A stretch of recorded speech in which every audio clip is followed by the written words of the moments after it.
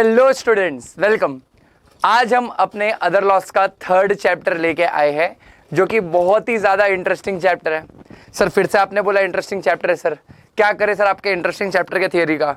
देखो बच्चों, इंटरेस्ट लेके पढ़ोगे तभी तो मज़ा आएगा, है ना। और आज हम रिवाइज करने वाले हैं जो कि सबसे इंटरेस्टिंग, जेन्युइनली सबसे इंटरेस्टिंग चैप्टर तुम्हारे पूरे सब्जेक्ट में जो है फेमा, ठीक है, the foreign exchange management act 1999, जो पहले सीए फाइनल में हुआ करता था और अब कहां पर है, अब सीए इंटर में है। ठीक है, पहले सीए फाइनल में हुआ करता था ये एक्ट, अब सीए इंटर में आ चुका है और आया है तो अपने को पढ़ना भी पड़ेगा। करेक्ट है। अच्छा, the foreign exchange management act, मैंने कोशिश की है कि पूरे वीडियो को 1.5 आवर के अंदर रखूं, प्लस ये नोट्स को पूरे कंपाइल कर दिए हैं ताकि 9 पेजेस तक ही रहे। But along with this you have to refer my handwritten notes as well, तो उससे तुमको थोड़ा सा और कॉन्फिडेंस आ जाएगा। ठीक है, चलिए तो let us start with the introduction of the chapter. सबसे पहले यहाँ पर ध्यान देना, अगर मैं वेटेज का बात करूं तो वेटेज आपको कहीं ना कहीं 12 to 18 मार्क्स के बीच में ये चैप्टर आने वाला है। ठीक है, विदाउट एनी डाउट याद रखना, ये चैप्टर आपको 12 to 18 मार्क्स का आएगा। ठीक है, अच्छा अब अगर इंट्रोडक्शन की बात करूं तो देखो द फेमा 1999 ये कब से एप्लीकेबल हुआ, तो याद रखना 1 जून 2000 से ये एक्ट एप्लीकेबल हुआ है।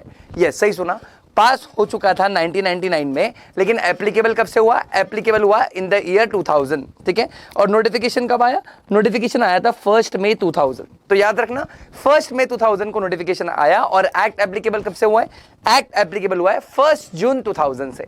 करेक्ट है सर, 1999 में पास हुआ और अगले साल एप्लीकेबल हुआ, हाँ कोई बड़ी बात नहीं है, होता है ऐसे। ठीक है, दूसरी चीज, इस पूरे चैप्टर में, इस पूरे एक्ट में टोटल 49 सेक्शंस है, 49 सेक्शन, जिसको 7 चैप्टर्स में डिवाइड कर रखा है। बट मेरी बात हमेशा याद रखना, मैं रेगुलर लेक्चर में भी ये बोलता हूं कि इस पूरे चैप्टर में सेक्शंस का उतना बोलबाला नहीं है जितना इसके अंदर के रूल्स और रेगुलेशंस का है। करेक्ट। अच्छा, जैसे कि हमने सीखा था कंपनीज एक्ट को मैनेज कौन करता है, कंपनीज एक्ट को संभालता कौन है, मिनिस्ट्री ऑफ कॉर्पोरेट अफेयर्स। वैसे यहां पर भी जो फेमा एक्ट का एडमिनिस्ट्रेशन है, एडमिनिस्ट्रेशन मतलब मैनेजमेंट का जो बात हो रहा है कि फेमा को संभालेगा कौन, तो वो पावर किसके पास है, वो आरबीआई के पास है। लेकिन याद रखना आरबीआई सिर्फ एडमिनिस्टर करता है। क्या करता है, एडमिनिस्टर। देखो लिखा है administration of FEMA is entrusted to RBI. ठीक है, एडमिनिस्ट्रेशन, फेमा का एडमिनिस्ट्रेशन किसको दे रखा है आपने, आरबीआई।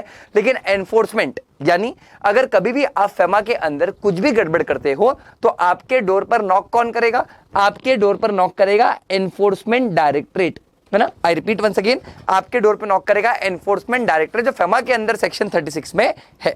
करेक्ट है, इजी सिंपल याद रखना। अभी मैं तुम लोगों को बहुत बेसिक चीज बता रहा हूं, ये कब से एप्लीकेबल हुआ है, 1 जून 2000 से एप्लीकेबल हुआ है। ठीक है सर, अच्छा 1 जून 2000 से एप्लीकेबल हुआ है और नोटिफिकेशन कब आया था, 1 मई 2000। Total 49 section divided into 7 chapters. और इस एक्ट का एडमिनिस्ट्रेशन कौन संभालता है, आरबीआई संभालता है। लेकिन एडमिनिस्ट्रेशन आरबीआई के पास है, एनफोर्समेंट है एनफोर्समेंट डायरेक्टरेट के पास। करेक्ट है।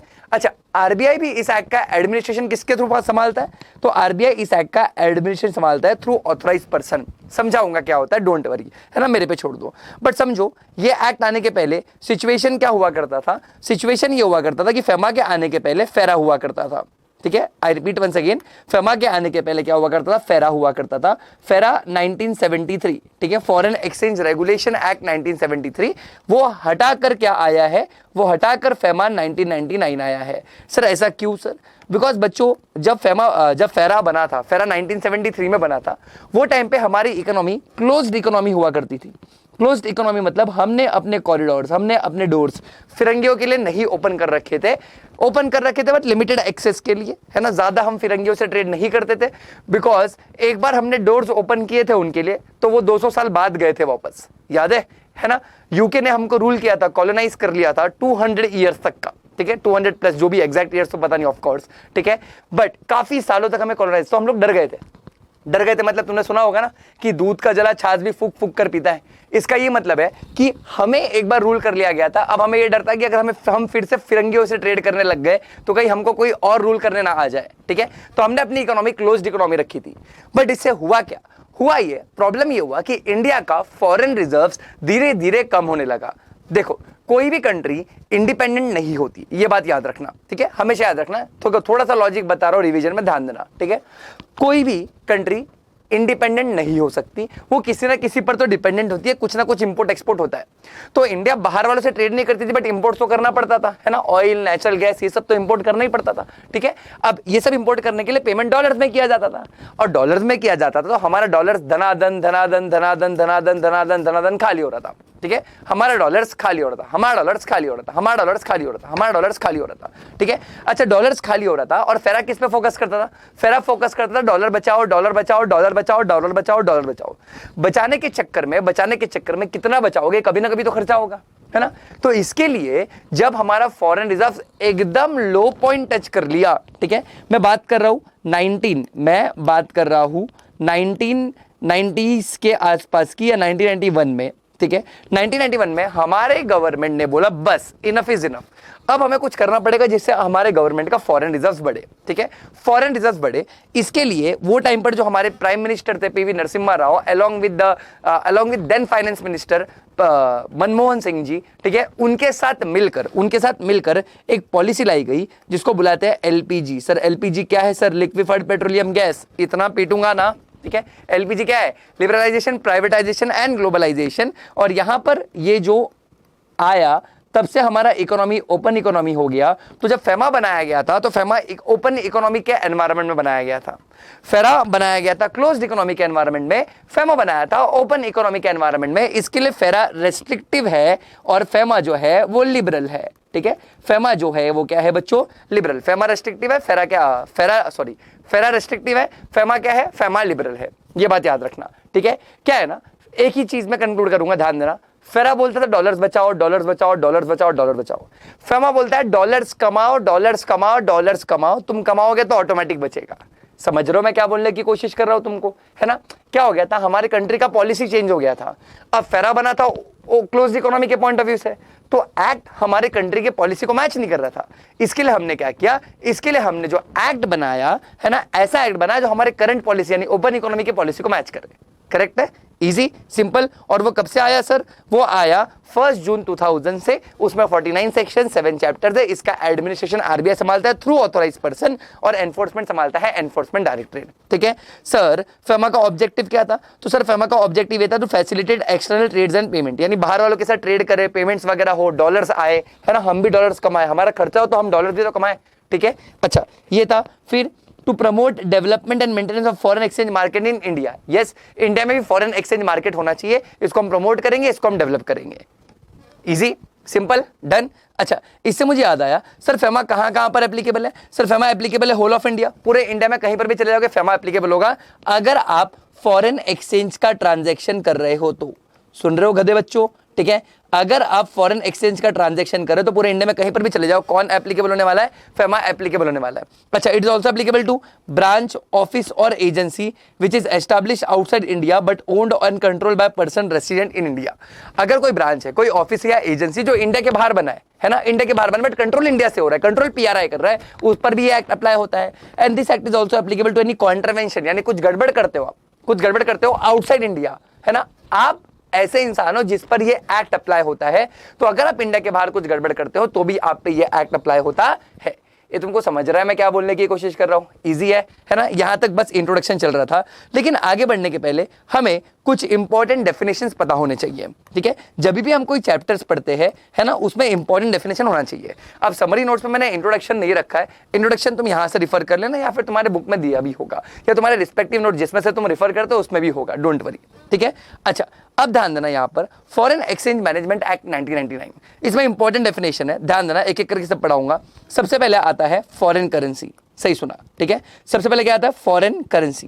देखो बहुत डिफिकल्ट डेफिनेशन, याद रखने की कोशिश करना, सेक्शन 2 क्लॉज M में बताया गया है। बोलता है foreign currency means any currency other than Indian currency, यानी जो इंडियन करेंसी नहीं है उसी को हम प्यार से क्या बुलाते हैं? उसी को हम प्यार से फॉरेन करेंसी बुलाते हैं, ठीक है। अच्छा, मतलब इस पूरे वर्ल्ड में जितनी भी करेंसी है ना, जितनी भी कंट्रीज, जितनी भी करेंसी होगी, एक करेंसी को छोड़ के बाकी सब करेंसी हमारे लिए कौन सी है? फॉरेन करेंसी है। सर फॉरेन करेंसी क्यों सीख रहे? बिकॉज गधे बच्चों फॉरेन एक्सचेंज मैनेजमेंट एक्ट सीख रहे, और फॉरेन एक्सचेंज मैनेजमेंट एक्ट तभी आएगा जब फॉरेन करेंसी का लेन देन होगा, करेक्ट है। अच्छा देखो, second foreign exchange management act, यानी फॉरेन एक्सचेंज को मैनेज करना है। तो sir what is foreign exchange sir? So sir foreign exchange क्या होता है? ये तो कहां दिया है? 2 क्लॉज N में दिया है, ध्यान देना। बोलता है foreign exchange means foreign currency. सही सुना, ठीक है। फॉरेन एक्सचेंज मतलब क्या होता है? फॉरेन एक्सचेंज मतलब फॉरेन करेंसी होता है। और क्या क्या इंक्लूड करता है ना? Means foreign currency and includes deposits, credits, balance payable. मैं ऐसे पढ़ता हूं, है ना, includes DCB in foreign currency, या फिर draft, traveller cheque, LOC। LOC मतलब letter of credit, bill of exchange which is drawn in Indian currency but payable in foreign currency, या drawn outside India and payable in Indian currency. ठीक है, तो मैं इसको कैसे पढ़ता हूं, ध्यान देना। कोई भी तुमसे पूछे कि फॉरेन एक्सचेंज क्या होता है, उसको बोला foreign exchange means foreign currency and includes DCB, यानी डिपॉजिट, आपने पैसे डिपॉजिट किए हैं फॉरेन करेंसी में, या फिर आपने किसी कुछ उधार दिया है फॉरेन करेंसी में, या फिर बैलेंस पेबल बाकी, यानी आपको कुछ पे करना है, वहां से कुछ आने वाला है, तो जो बैलेंस पेबल है वो कौन से करेंसी में है? फॉरेन करेंसी में है ना। DCB in foreign currency and draft, traveller cheque, letter of credit, bill of exchange drawn in Indian currency, payable in foreign currency, या drawn outside India and payable in Indian currency. यानी दो currency involve है basically, है ना, दो currency involve है, तब वो क्या मानी जाएगी? तब उसको हम फॉरेन एक्सचेंज मानेंगे। और उसी का तो मैनेजमेंट सीखना है, करेक्ट है। देखो इस पूरे चीज का एनालिसिस भी बना रखा है मैंने, 4 केसेस दे रखे। जैसे केस 1, ड्रॉ किस में किया है? रुपीज में, पेबल भी रुपीज में, तो फॉरेन एक्सचेंज नहीं है बिकॉज रुपीज है ना। ये एनालिसिस किसके लिए? ये analysis drafts, traveller cheque, bill of exchange और लेटर ऑफ क्रेडिट के लिए, ठीक है। ड्रॉन किस में है? रुपीस। पेबल भी किस में है? रुपीस। तो उसको हम फॉरेन एक्सचेंज नहीं बुलाते हैं क्योंकि रुपीस का ही ट्रांजैक्शन चल रहा है।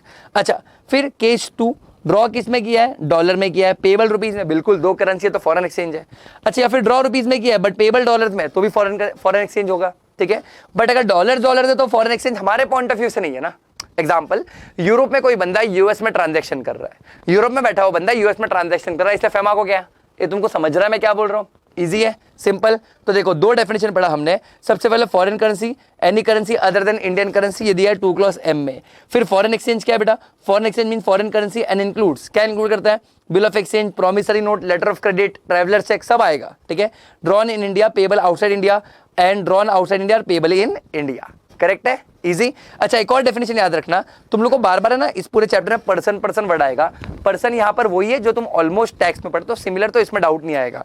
जैसे individual, association of person, HUF, body of individuals, partnership firm, artificial judicial person, company, LLP, branch agency and office. Clear है, इजी, सिंपल है ना। ये तुम लोग को टैक्स है, इसमें डाउट नहीं आएगा। फिर आता है हमारे पास एक और इंपॉर्टेंट डेफिनेशन, जिसको हम प्यार से क्या बुलाते हैं? जिसको हम प्यार से फॉरेन सिक्योरिटी बुलाते हैं, ठीक है। ये सेक्शन 2 क्लॉज O में है। हमेशा याद रखना जब भी मैं फॉरेन सिक्योरिटी बोलूं, अच्छा सिक्योरिटी में सब आ जाते हैं ना, shares, debenture, stock, bonds etcetera, सब आ जाता है, ठीक है। तो जब भी मैं सिक्योरिटी, फॉरेन सिक्योरिटी की बात करूं, एक बात बस याद रखना, फॉरेन सिक्योरिटी कौन से करेंसी में डिनोमिनेटेड होगा? डिनोमिनेटेड होगा फॉरेन करेंसी में, ठीक है। रिपेमेंट, रिटर्न्स, कोई भी करेंसी में फर्क नहीं पड़ता, डिनोमिनेटेड कौन से करेंसी में होना चाहिए? Foreign currency. इसका मतलब क्या है?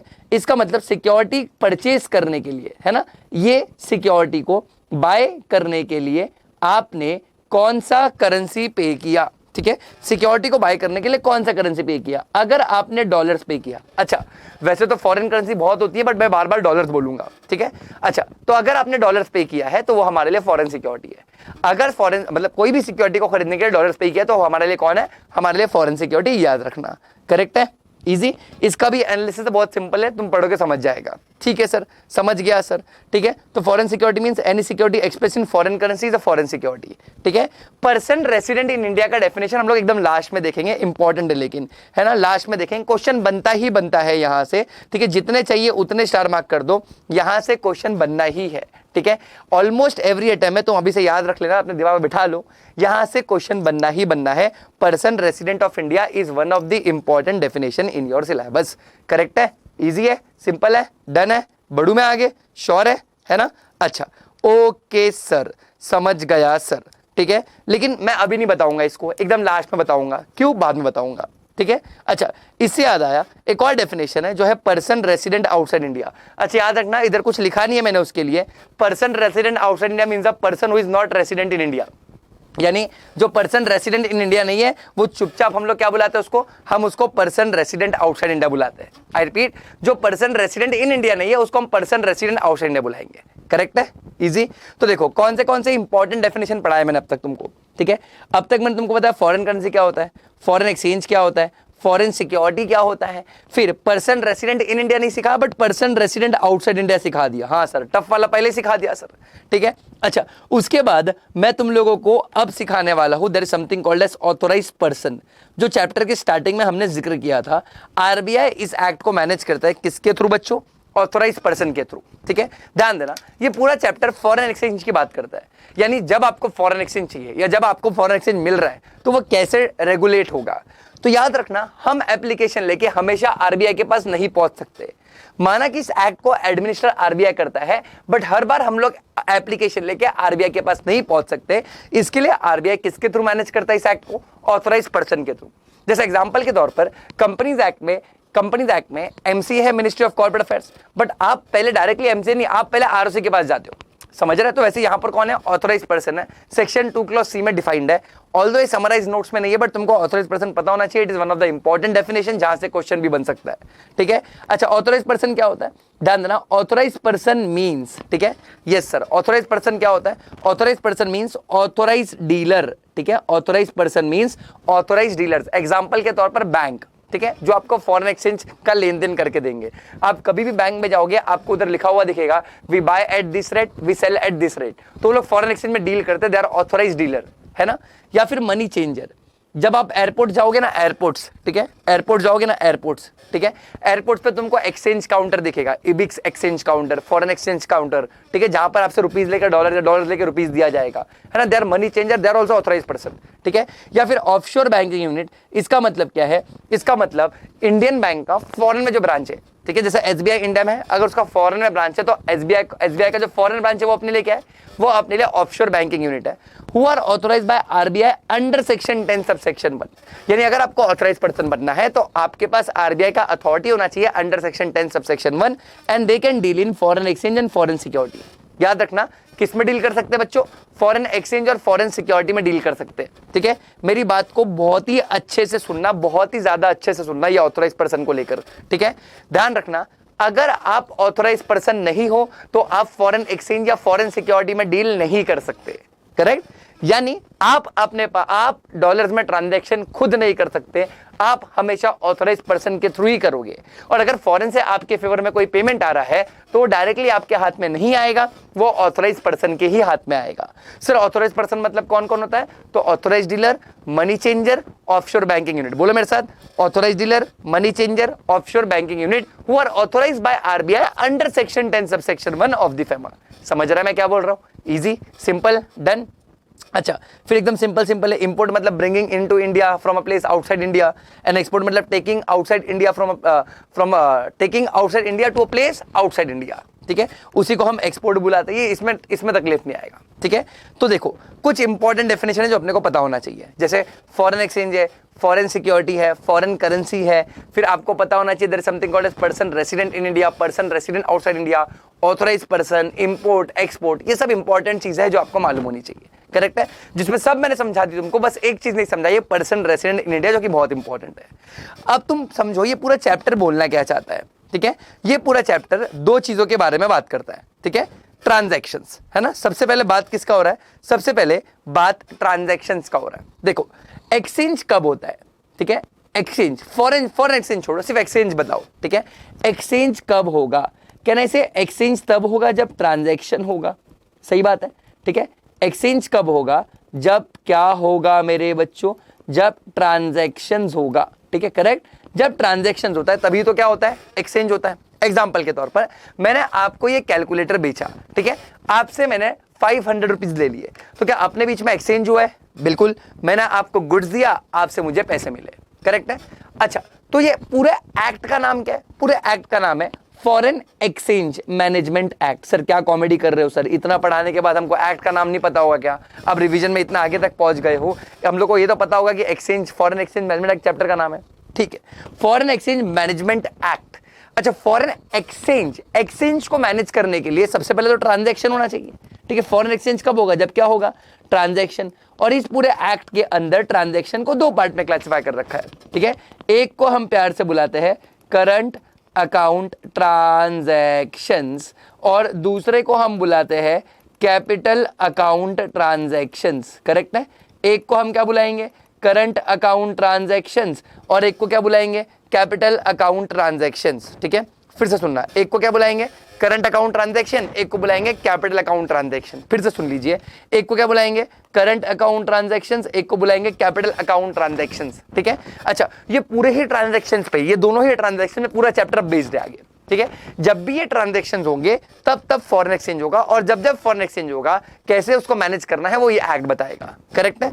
तो अगर मैं बात करूं करंट अकाउंट ट्रांजैक्शंस का, तो करंट अकाउंट ट्रांजैक्शन में आपको कौन से सेक्शंस याद रखने हैं, आपको याद रखना है सेक्शन 2 क्लॉज जे, है ना बच्चों। सेक्शन कौन सा याद रखना है, सेक्शन 2 क्लॉज जे याद रखना है, प्लस आपको याद रखना है सेक्शन 5। करेक्ट। अच्छा, कैपिटल अकाउंट ट्रांजैक्शन में आपको डेफिनेशन 2 क्लॉज ई में और उसका प्रोविजन सेक्शन 6 में है। अच्छा याद रखना, मैंने आपको स्टार्टिंग से ही बताया था, स्टार्टिंग से ये बताया था कि सर इस चैप्टर में सेक्शंस का इतना बोलबाला नहीं है जितना रूल्स और रेगुलेशंस का है। करेक्ट। तो जो करंट अकाउंट ट्रांजैक्शन है उसके जो रूल्स है वो है foreign exchange management current account transaction rules 2000। ठीक है, foreign exchange management current account transaction rules 2000। और अगर मैं बात करूं कैपिटल अकाउंट ट्रांजैक्शन के लिए, तो इसके लिए जो रूल्स है वो क्या है, वो है foreign exchange management permissible capital account transaction regulation 2000।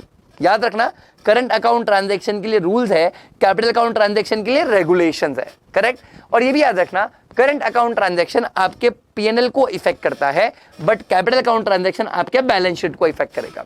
यही सबसे बड़ा डिफरेंस है। ठीक है, करंट अकाउंट ट्रांजैक्शन किसको इफेक्ट कर रहा है, पीएनएल को इफेक्ट कर रहा है। कैपिटल अकाउंट ट्रांजैक्शन किसको इफेक्ट कर रहा है, बैलेंस शीट को इफेक्ट कर रहा है। क्लियर है, इजी सिंपल। अब एक एक करके, सबसे पहले हम करंट अकाउंट ट्रांजैक्शन सीखेंगे, उसके बाद क्या सीखेंगे, उसके बाद कैपिटल अकाउंट ट्रांजैक्शन सीखेंगे। ठीक है। अच्छा, जैसे कि आपको पता चल गया होगा नाम देख के, current account transaction usually small limits में होगा, रिकरिंग नेचर का होगा, but capital account transaction recurring nature का नहीं, स्मॉल लिमिट नहीं, उसमें ह्यूज अमाउंट हो सकता है। ठीक है, देखेंगे धीरे धीरे। बट सबसे पहले आप करंट अकाउंट ट्रांजैक्शन का डेफिनेशन समझिए। ठीक है सर, करंट अकाउंट ट्रांजैक्शन का डेफिनेशन सेक्शन 2 क्लॉज जे में। ठीक है, 2 क्लॉज जे बोलता है, कितना डिफिकल्ट है, इसका डेफिनेशन सुन के तुम्हारे होश उड़ जाएंगे। ठीक है, ध्यान देना। बोलता है करंट अकाउंट ट्रांजैक्शन, है ना, current account transaction means a transaction other than capital account transaction. एक गधे, समझ रहे हो क्या। ठीक है, जो कैपिटल अकाउंट ट्रांजैक्शन नहीं है वो क्या है, वो करंट अकाउंट ट्रांजैक्शन है ना। ये तुम्हारे बचपन का सपना पूरा होता है, जब टीचर पूछती थी ना true why true, false why true, जब आपको बोलना पड़ता था कि madam it is true because it is not false, या it is false because it is not true, लेकिन तब आप लिखते तो आप पिटे जाते। ठीक है, एकदम टीचर पीटती थी, जलील करती थी, वो अलग। तुमको समझ रहा है मैं क्या बोलने की कोशिश कर रहा हूं, ए यस और नो, इजी है ना। लेकिन यहां पर तुम बिंदास लिख सकते हो कि sir what is current account transaction which is not capital account transaction, है ना, और क्या क्या इंक्लूड करता है। ठीक है, करंट अकाउंट ट्रांजैक्शन क्या क्या इंक्लूड करता है, ये बात भी याद रखना, मैं बता रहा हूं। ठीक है, देखो मींस तो समझ गया कि ये होता है। ठीक है, और क्या क्या इंक्लूड करता है, जैसे payment in the ordinary course of trade और शॉर्ट टर्म क्रेडिट फैसिलिटी। अच्छा ध्यान सुनना, payment in the ordinary course of trade, payment in the what, ordinary course of trade, है ना, आराम से याद रखना। ठीक है, अगर आप लोग कुछ गुड्स खरीदते बेचते हो, ठीक है, कुछ गुड्स क्या करते हो, खरीदते बेचते हो, और उसका आप पेमेंट कर रहे हो, तो वो करंट अकाउंट ट्रांजैक्शन है, बिकॉज ये ऑर्डिनरी कोर्स ऑफ ट्रेड में है ना। या फिर आपने कुछ क्रेडिट फैसिलिटी ली है या दी है ना, या तो आपने उधार लिया है या तो आपने उधार दिया है, और अगर वो उधार का टाइम गुड्स खरीदने या बेचने के लिए उधार, फॉर एग्जांपल मैंने फॉरेन से उधार में गुड्स खरीद लिए, क्रेडिट में गुड्स खरीद लिए, और अगर वो credit period up to 3 months है, तो भी वो करंट अकाउंट ट्रांजैक्शन में क्लासिफाई होगा। ठीक है, समझाऊंगा आराम से, डोंट वरी। ठीक है, फिर इंटरेस्ट ऑन लोन्स और इनकम फ्रॉम इन्वेस्टमेंट्स। ठीक है, मान लो यहां से हमने फॉरेन में लोन दे रखा है, ठीक है, या फॉरेन से यहां पर लोन ले रखा है, जिसका इंटरेस्ट देना है या लेना है, देना है या लेना, कुछ भी हो सकता है। ठीक है, तो अगर आप इंटरेस्ट दे रहे ले रहे हो, देखो लोन देना या लोन लेना कैपिटल अकाउंट ट्रांजैक्शन है ना, आई रिपीट, लोन देना या लेना क्या है, कैपिटल अकाउंट ट्रांजैक्शन है, लेकिन उस पर जो इंटरेस्ट आएगा या इंटरेस्ट पे करना आएगा, जो इंटरेस्ट मिलेगा वो करंट अकाउंट ट्रांजैक्शन है ना, वो तो आपके पीएनएल में आएगा, है ना, इनकम में आएगा। अगर इंटरेस्ट आ रहा है तो इनकम में आएगा, जाएगा तो एक्सपेंसेस डेबिट होता है। ठीक है, अच्छा इसी से एक और बात याद आई, मान लो अपने फॉरेन में कुछ इन्वेस्टमेंट कर रखा है, या फिरंगियों ने इंडिया में कुछ इन्वेस्टमेंट कर रखा है, उस पर जो इनकम जा रहा है, जो डिविडेंड वगैरह जा रहा है, वो भी कौन सा ट्रांजैक्शन है, वो भी करंट अकाउंट ट्रांजैक्शन है।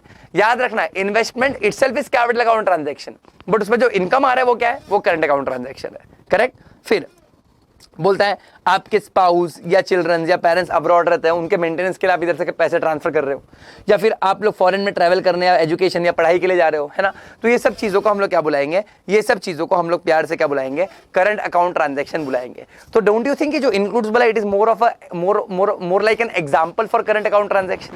ये तुमको समझ रहा है, इजी है। अच्छा मैं क्या बोलता हूँ, करंट अकाउंट ट्रांजैक्शन समझ रहा है सर, लेकिन डोंट यू थिंक इसके साथ अपने को कैपिटल अकाउंट ट्रांजैक्शन भी पता होना चाहिए कि क्या है, because current account transaction is a transaction which is other than capital account transaction, correct. तो सर ये कैपिटल अकाउंट ट्रांजैक्शन क्या है, कैपिटल अकाउंट ट्रांजैक्शन ये सेक्शन 2 क्लॉज ई में है, ठीक है। I repeat, capital account transaction ये कौन से सेक्शन में है, ये सेक्शन 2 क्लॉज ई में है, करेक्ट। अच्छा क्या बोलता है, ध्यान देना, बोलता है capital account transaction means a transaction which alters, है ना, ऑल्टर्स मतलब चेंज करता है। क्या चेंज करता है सर, असेट्स और liabilities including contingent liabilities outside India of person resident in India, ठीक है। यानी आप पर्सन रेसिडेंट इन इंडिया हो, यहां पर बैठे बैठे इंडिया के बाहर अगर आपका असेट लायबिलिटी ऑल्टर हो रहा है, ठीक है, इंडिया के बाहर आपका क्या ऑल्टर हो रहा है, इंडिया के बाहर आपका असेट लायबिलिटी ऑल्टर हो रहा है, तो हम उसको प्यार से कौन सा ट्रांजैक्शन बुलाएंगे, उसको प्यार से कैपिटल अकाउंट ट्रांजैक्शन बुलाएंगे। समझ रहा है बच्चों मैं क्या बोलने की कोशिश कर रहा हूं तुमको, यस और नो, इजी है, सिंपल है, डन है ना। फिर से बोल रहा हूं, मैं इंडिया मैं पर्सन रेसिडेंट इन इंडिया हूं, करेक्ट। अगर मेरा इंडिया के बाहर असेट लायबिलिटी ऑल्टर हो रहा है तो वो कैपिटल अकाउंट ट्रांजैक्शन है। जैसे यहाँ पर बैठे बैठे मैंने फॉरेन में कोई लोन ले लिया है, यहाँ पे बैठे बैठे फॉरेन में पैसे डिपॉजिट कर दिए है, यहाँ पर बैठे बैठे फॉरेन में घर ले लिया है, एंड सो ऑन, करेक्ट है।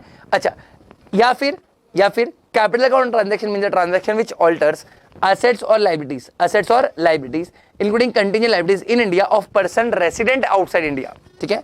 देखो कितना सिंपल है, आप इंडिया में हो और आपका असेट लायबिलिटी बाहर क्रिएट हो रहा है, या फिर आप PROI हो, पर्सन रेसिडेंट आउटसाइड इंडिया हो, और आपका असेट लायबिलिटी इंडिया में क्रिएट हो रहा है, ठीक है। मैं फिर से बोल रहा हूं, अगर आप PRI हो तो आपका asset liability outside India create हो रहा है, या PROI हो तो आपका असेट लायबिलिटी इंडिया में क्रिएट हो रहा है, करेक्ट है। तो देखो लिखा है, अगर आप पर्सन रेसिडेंट आउटसाइड इंडिया हो आपका ऑल्टर क्या हो रहा है, असेट लायबिलिटी इंडिया में, या पर्सन रेसिडेंट इंडिया हो तो आपका ऑल्टर क्या हो रहा है, असेट लायबिलिटी आउटसाइड इंडिया। तो वो कौन सा ट्रांजैक्शन माना जाएगा, वो कैपिटल अकाउंट ट्रांजैक्शन माना जाएगा, ठीक है। तो देखो मेरे से अगर कोई पूछे कि सर करंट अकाउंट ट्रांजैक्शन क्या है, तो मैं बोलूंगा sir current account transaction means a transaction other than capital account transaction and includes 4 example जो दिए उधर पे। Sir but what is capital account transaction, तो बोलूंगा capital account transaction means a transaction which alters assets और liabilities including contingent liabilities outside India of PRI and which alters assets और liability of PROI in India, correct है। मैं क्या बोलने की कोशिश कर रहा हूं, इजी है, सिंपल, डन, समझ गया सर, समझ गया सर। अच्छा अब मैं तुमको कुछ एग्जांपल देता हूं, जैसे फॉर एग्जांपल आपने मशीनरी इंपोर्ट की है इंडिया में, ठीक है, इंडिया में क्या इंपोर्ट की है, मशीनरी। अच्छा आराम से ध्यान देना, वैसे तो मशीन जब आप खरीदते हो, ठीक है, अकाउंट्स के हिसाब से, प्लीज याद रखना, अकाउंट्स के हिसाब से मशीन खरीदने का जो एंट्री आता है वो कैपिटल अकाउंट ट्रांजैक्शन के हिसाब से आएगा, अकाउंट्स के हिसाब से, सही सुना ना। जब मशीन खरीदते हो it is an asset, capital account transaction है। बट फेमा में देखो क्या हुआ, अगर आपने मशीन इंपोर्ट किया, मान लो मैं पर्सन रेसिडेंट इन इंडिया हूं, अगर मैंने मशीन इंपोर्ट किया तो I am person resident in India और मेरा असेट इंडिया में क्रिएट हुआ है, इंडिया के बाहर क्रिएट नहीं हुआ है। सुन रहे हो क्या, मेरा असेट कहां क्रिएट हुआ है बच्चों, मेरा असेट इंडिया में क्रिएट हुआ है, इंडिया के बाहर क्रिएट हुआ नहीं है। तो उसको हम प्यार से क्या बुलाएंगे, उसको हम प्यार से करंट अकाउंट ट्रांजैक्शन ही बुलाएंगे, है ना। या फिर मान लो आपको फॉरेन से कुछ गिफ्ट मिला है, ठीक है, फॉरेन से कुछ गिफ्ट मिला है, इंडिया में आया है वो, तो भी करंट अकाउंट ट्रांजैक्शन, बिकॉज इससे कोई एसेट लायबिलिटी क्रिएट नहीं हो रही है। हाँ अगर ऐसा होता, मान लो फॉर एग्जांपल मुझे फ्रांस के प्रेसिडेंट ने फ्रांस में घर दे दिया, मैं इंडिया में रहता हूं, मैं PRI हूं, मुझे फ्रांस में घर मिल गया gift, as a gift France के प्रेसिडेंट से, एग्जांपल है यार, ठीक है। हाँ तो वो कैपिटल अकाउंट ट्रांजैक्शन होगा। बट अगर फॉरेन से कुछ गिफ्ट मिला जो इंडिया में पैसा वैसा ट्रांसफर किया तो करंट अकाउंट ट्रांजैक्शन ही है ना। या फिर देखो लिखा है ना, दीदी गिफ्टेड हाउस टू जय इन नॉर्वे, ठीक है, दीदी गिफ्टेड हाउस टू जय इन व्हाट, नॉर्वे, ठीक है, जय की दीदी है, उन्होंने नॉर्वे में उनको घर गिफ्ट किया, ठीक है। तो ये कैपिटल अकाउंट ट्रांजैक्शन है, as asset is created outside India of PRI, ठीक है। अच्छा एक और बात याद रखना, अगर मैं ये मशीन इंपोर्ट करता हूं अप टू 3 मंथ्स क्रेडिट, यानी उधार पर किया है, अब अगर उधार पे किया तो don't you think it is outstanding liability है, ये कैपिटल अकाउंट ट्रांजैक्शन में आएगा। बट लॉ बोलता है कि सर अगर up to 3 months credit period होगा, अगर up to 3 months credit period होगा तो हम लोग उसको प्यार से करंट अकाउंट ट्रांजैक्शन बोलेंगे, कैपिटल अकाउंट ट्रांजैक्शन नहीं बोलेंगे। फिर से बोलो, प्यार से क्या बोलेंगे, प्यार से करंट अकाउंट ट्रांजैक्शन बोलेंगे, कैपिटल अकाउंट ट्रांजैक्शन नहीं बोलेंगे। ये समझ रहे बच्चों मैं क्या बोलने की कोशिश कर रहा हूं तुमको, यस और नो, इजी है, सिंपल, डन, ओके सर, समझ गया सर। अच्छा सर अभी सीखना क्या है सर, ध्यान देना, सीखना क्या है सर, करंट अकाउंट ट्रांजैक्शन और कैपिटल अकाउंट ट्रांजैक्शन आपको समझ गया होगा सर, ठीक है। अच्छा अब देखो वही डेफिनेशन तो यहां पर लिखा है, बोलता है current account transaction means a transaction other than capital account transaction, and क्या क्या इंक्लूड करता है, तो देखो payment in ordinary course of trade, payment in form of interest और loan, income from investment, living expense of parents, spouse, children living abroad या foreign travel, education etcetera. ठीक है, अब करंट अकाउंट ट्रांजैक्शन में फेमा के अंदर ध्यान देना, इनके लिए तो रूल था, मैंने सिखाया था, foreign exchange management current account transaction rules 2000। इस रूल्स के अंदर 3 शेड्यूल है, शेड्यूल 1, शेड्यूल 2, शेड्यूल 3। याद रखना, शेड्यूल 1 प्रोहिबिटेड ट्रांजैक्शन है, यानी ऐसे ट्रांजैक्शन जो अलाउड ही नहीं है, तुम नहीं कर सकते। शेड्यूल 2 बोलता है ऐसे ट्रांजैक्शन जिसके लिए तुमको सेंट्रल गवर्नमेंट का अप्रूवल चाहिए, है ना। और शेड्यूल 3 ऐसे ट्रांजैक्शन जिसके लिए तुमको आरबीआई का अप्रूवल चाहिए, है ना। प्लीज याद रखना, करंट अकाउंट ट्रांजैक्शन को foreign exchange management current account transaction rule 2000 के अंदर 3 शेड्यूल में डिवाइड कर रखा है, schedule 1, schedule 2, schedule 3। Schedule 1 is for prohibited current account transaction, ऐसे करंट अकाउंट ट्रांजैक्शन जो प्रोहिबिटेड है। Schedule 2 is for current account transaction जिसमें आपको सेंट्रल गवर्नमेंट का अप्रूवल चाहिए, और शेड्यूल 3 करंट अकाउंट ट्रांजैक्शन जिसमें आपको आरबीआई का अप्रूवल चाहिए। करेक्ट है, इजी है, सिंपल है, डन है। अब ये शेड्यूल के अंदर कौन से ट्रांजैक्शन है ध्यान देना, इन्हीं शेड्यूल के अंदर कौन से ट्रांजैक्शन है वही हमको यहां पर भी सीखना है। ठीक है, ध्यान देना। सबसे पहले शेड्यूल 1 तुमको सिखाऊंगा prohibited transaction, prohibited current account transaction. देखो यहां पर भी सेम चीज लिखा है मैंने, schedule 1, schedule 2, schedule 3। Schedule 1 prohibited transaction, schedule 2 में सीजी अप्रूवल लगेगा, शेड्यूल 3 में आरबीआई का अप्रूवल लगेगा। करेक्ट। अच्छा, अब सबसे पहले तो याद रखना, मैं तुमको सबसे पहले शेड्यूल 3 सिखाने वाला हूं। ठीक है, सबसे पहले शेड्यूल 3 क्या बोलता है सर? शेड्यूल 3 बोलता है करंट अकाउंट ट्रांजैक्शन जिसमें किसका अप्रूवल चाहिए भाई? आरबीआई का अप्रूवल चाहिए। यानी अगर आपको ये ट्रांजैक्शन करने हैं तो आपको पहले आरबीआई के पास जाना पड़ेगा, बोलना पड़ेगा मालिक हमें अप्रूवल दे दीजिए, और अगर मालिक ने अप्रूवल दे दिया तो ही आप ट्रांजैक्शन कर सकते हो, अदरवाइज आप ट्रांजैक्शन नहीं कर सकते। उसी को हम बोलते हैं current account transaction requiring approval of RBI. ठीक है। अच्छा, जब मैं तुमको ये सब चीज सिखाना स्टार्ट करने वाला हूं उसके पहले एक बात याद रखना, current account transaction is permissible unless prohibited. I repeat once again, current, ये हैंडराइटिंग को क्या हो रहा है मेरे सर? वैसे भी आपका हैंडराइटिंग कौन सा बढ़िया है, बट समझ तो जाता ही है। ठीक है, बोल रहा क्या हूं? Current account transaction, current account transaction are freely permitted, are freely permitted unless prohibited, है ना, unless prohibited. Current account transaction आप बिंदास कर सकते हो। मैं आपको काफी सारे ट्रांजैक्शन बताऊंगा शेड्यूल 1, शेड्यूल 2, शेड्यूल 3 में, जो ये तीनों शेड्यूल में कहीं पर भी नहीं आता, वो फ्रीली परमिसेबल है, आप बिंदास कर सकते हो, कोई दिक्कत नहीं है। ठीक है, याद रहेगा। वही तो मैंने बोला था कि फेमा ने फॉरेन एक्सचेंज मार्केट को लिबरल कर दिया है। ठीक है। अच्छा, अब ध्यान देना इधर पे, सबसे पहले शेड्यूल 3 को 2 पार्ट में डिवाइड कर रखा है। क्वेश्चन बनते हैं, very very important schedule this is. ठीक है, जितना हो सकता है उतना स्टार मार्क कर लो। और देखो टॉपिक बहुत छोटा है, चैप्टर बहुत छोटा है। ठीक है, तुमको ज्यादा क्वेश्चन पूछने का स्कोप बचता नहीं है। करंट अकाउंट ट्रांजैक्शन से क्वेश्चन पूछेंगे, कैपिटल अकाउंट ट्रांजैक्शन से क्वेश्चन पूछेंगे, रेसिडेंट पर्सन रेसिडेंट इंडिया पे क्वेश्चन पूछेंगे, दैट्स इट। और कहां से आएगा? ठीक है, तो ध्यान देना, शेड्यूल 3, आई रिपीट, शेड्यूल कौन सा बच्चों? शेड्यूल 3 करंट अकाउंट ट्रांजैक्शन जिसमें आरबीआई का अप्रूवल चाहिए, उसको दो हिस्से में डिवाइड कर रखा है मैंने। एक फॉर इंडिविजुअल्स, ठीक है, हु आर रेसिडेंट। ठीक है, इंडिविजुअल हु आर रेसिडेंट, यानी यहां पर बात हो रहा है पर्सन रेसिडेंट इन इंडिया की। ठीक है, किसकी बात कर रहे हैं हम लोग? हम बात कर रहे हैं पर्सन रेसिडेंट इंडिया के लिए कौन सा ट्रांजैक्शन है जिसके लिए आरबीआई का अप्रूवल चाहिए। और फिर बोला फॉर अदर देन इंडिविजुअल, मतलब आर्टिफिशियल पर्संस का बात हो रहा है। ठीक है। अच्छा, अगर इंडिविजुअल्स की बात करूं तो मैं देखो कौन सा ट्रांजैक्शन जो परमिसेबल है आपको। ठीक है, आप प्राइवेट विजिट के लिए जा रहे हो बाहर, ठीक है, प्राइवेट विजिट के लिए जा रहे हो। ठीक है, अगर इंडिया के बाहर प्राइवेट विजिट के लिए जाओगे, घूमने घामने जाओगे, ठीक है, सो डोंट यू थिंक आपको वहां पर घूमने के लिए वहां की करेंसी चाहिए, फॉरेन एक्सचेंज चाहिए। तो फॉरेन एक्सचेंज लेने के लिए आपको जाना पड़ेगा ऑथराइज पर्सन के पास। किसके पास? Authorise person. अगर आप फॉरेन एक्सचेंज जो मांग रहे हो वो अप टू 2.5 लाख डॉलर्स तक है, अप टू 2.5 लाख डॉलर्स तक है। आई रिपीट, वो अप टू 2.5 लाख डॉलर्स तक है, तो आपको आरबीआई का अप्रूवल लेने की जरूरत नहीं है। आई रिपीट, अगर जो आप मांग रहे हो वो 2.5 लाख डॉलर्स तक है तो आपको आरबीआई का अप्रूवल लेने की जरूरत नहीं है। हाँ, लेकिन अगर 2.5 लाख डॉलर के ऊपर है तो आपको आरबीआई का अप्रूवल लेना पड़ेगा। करेक्ट है।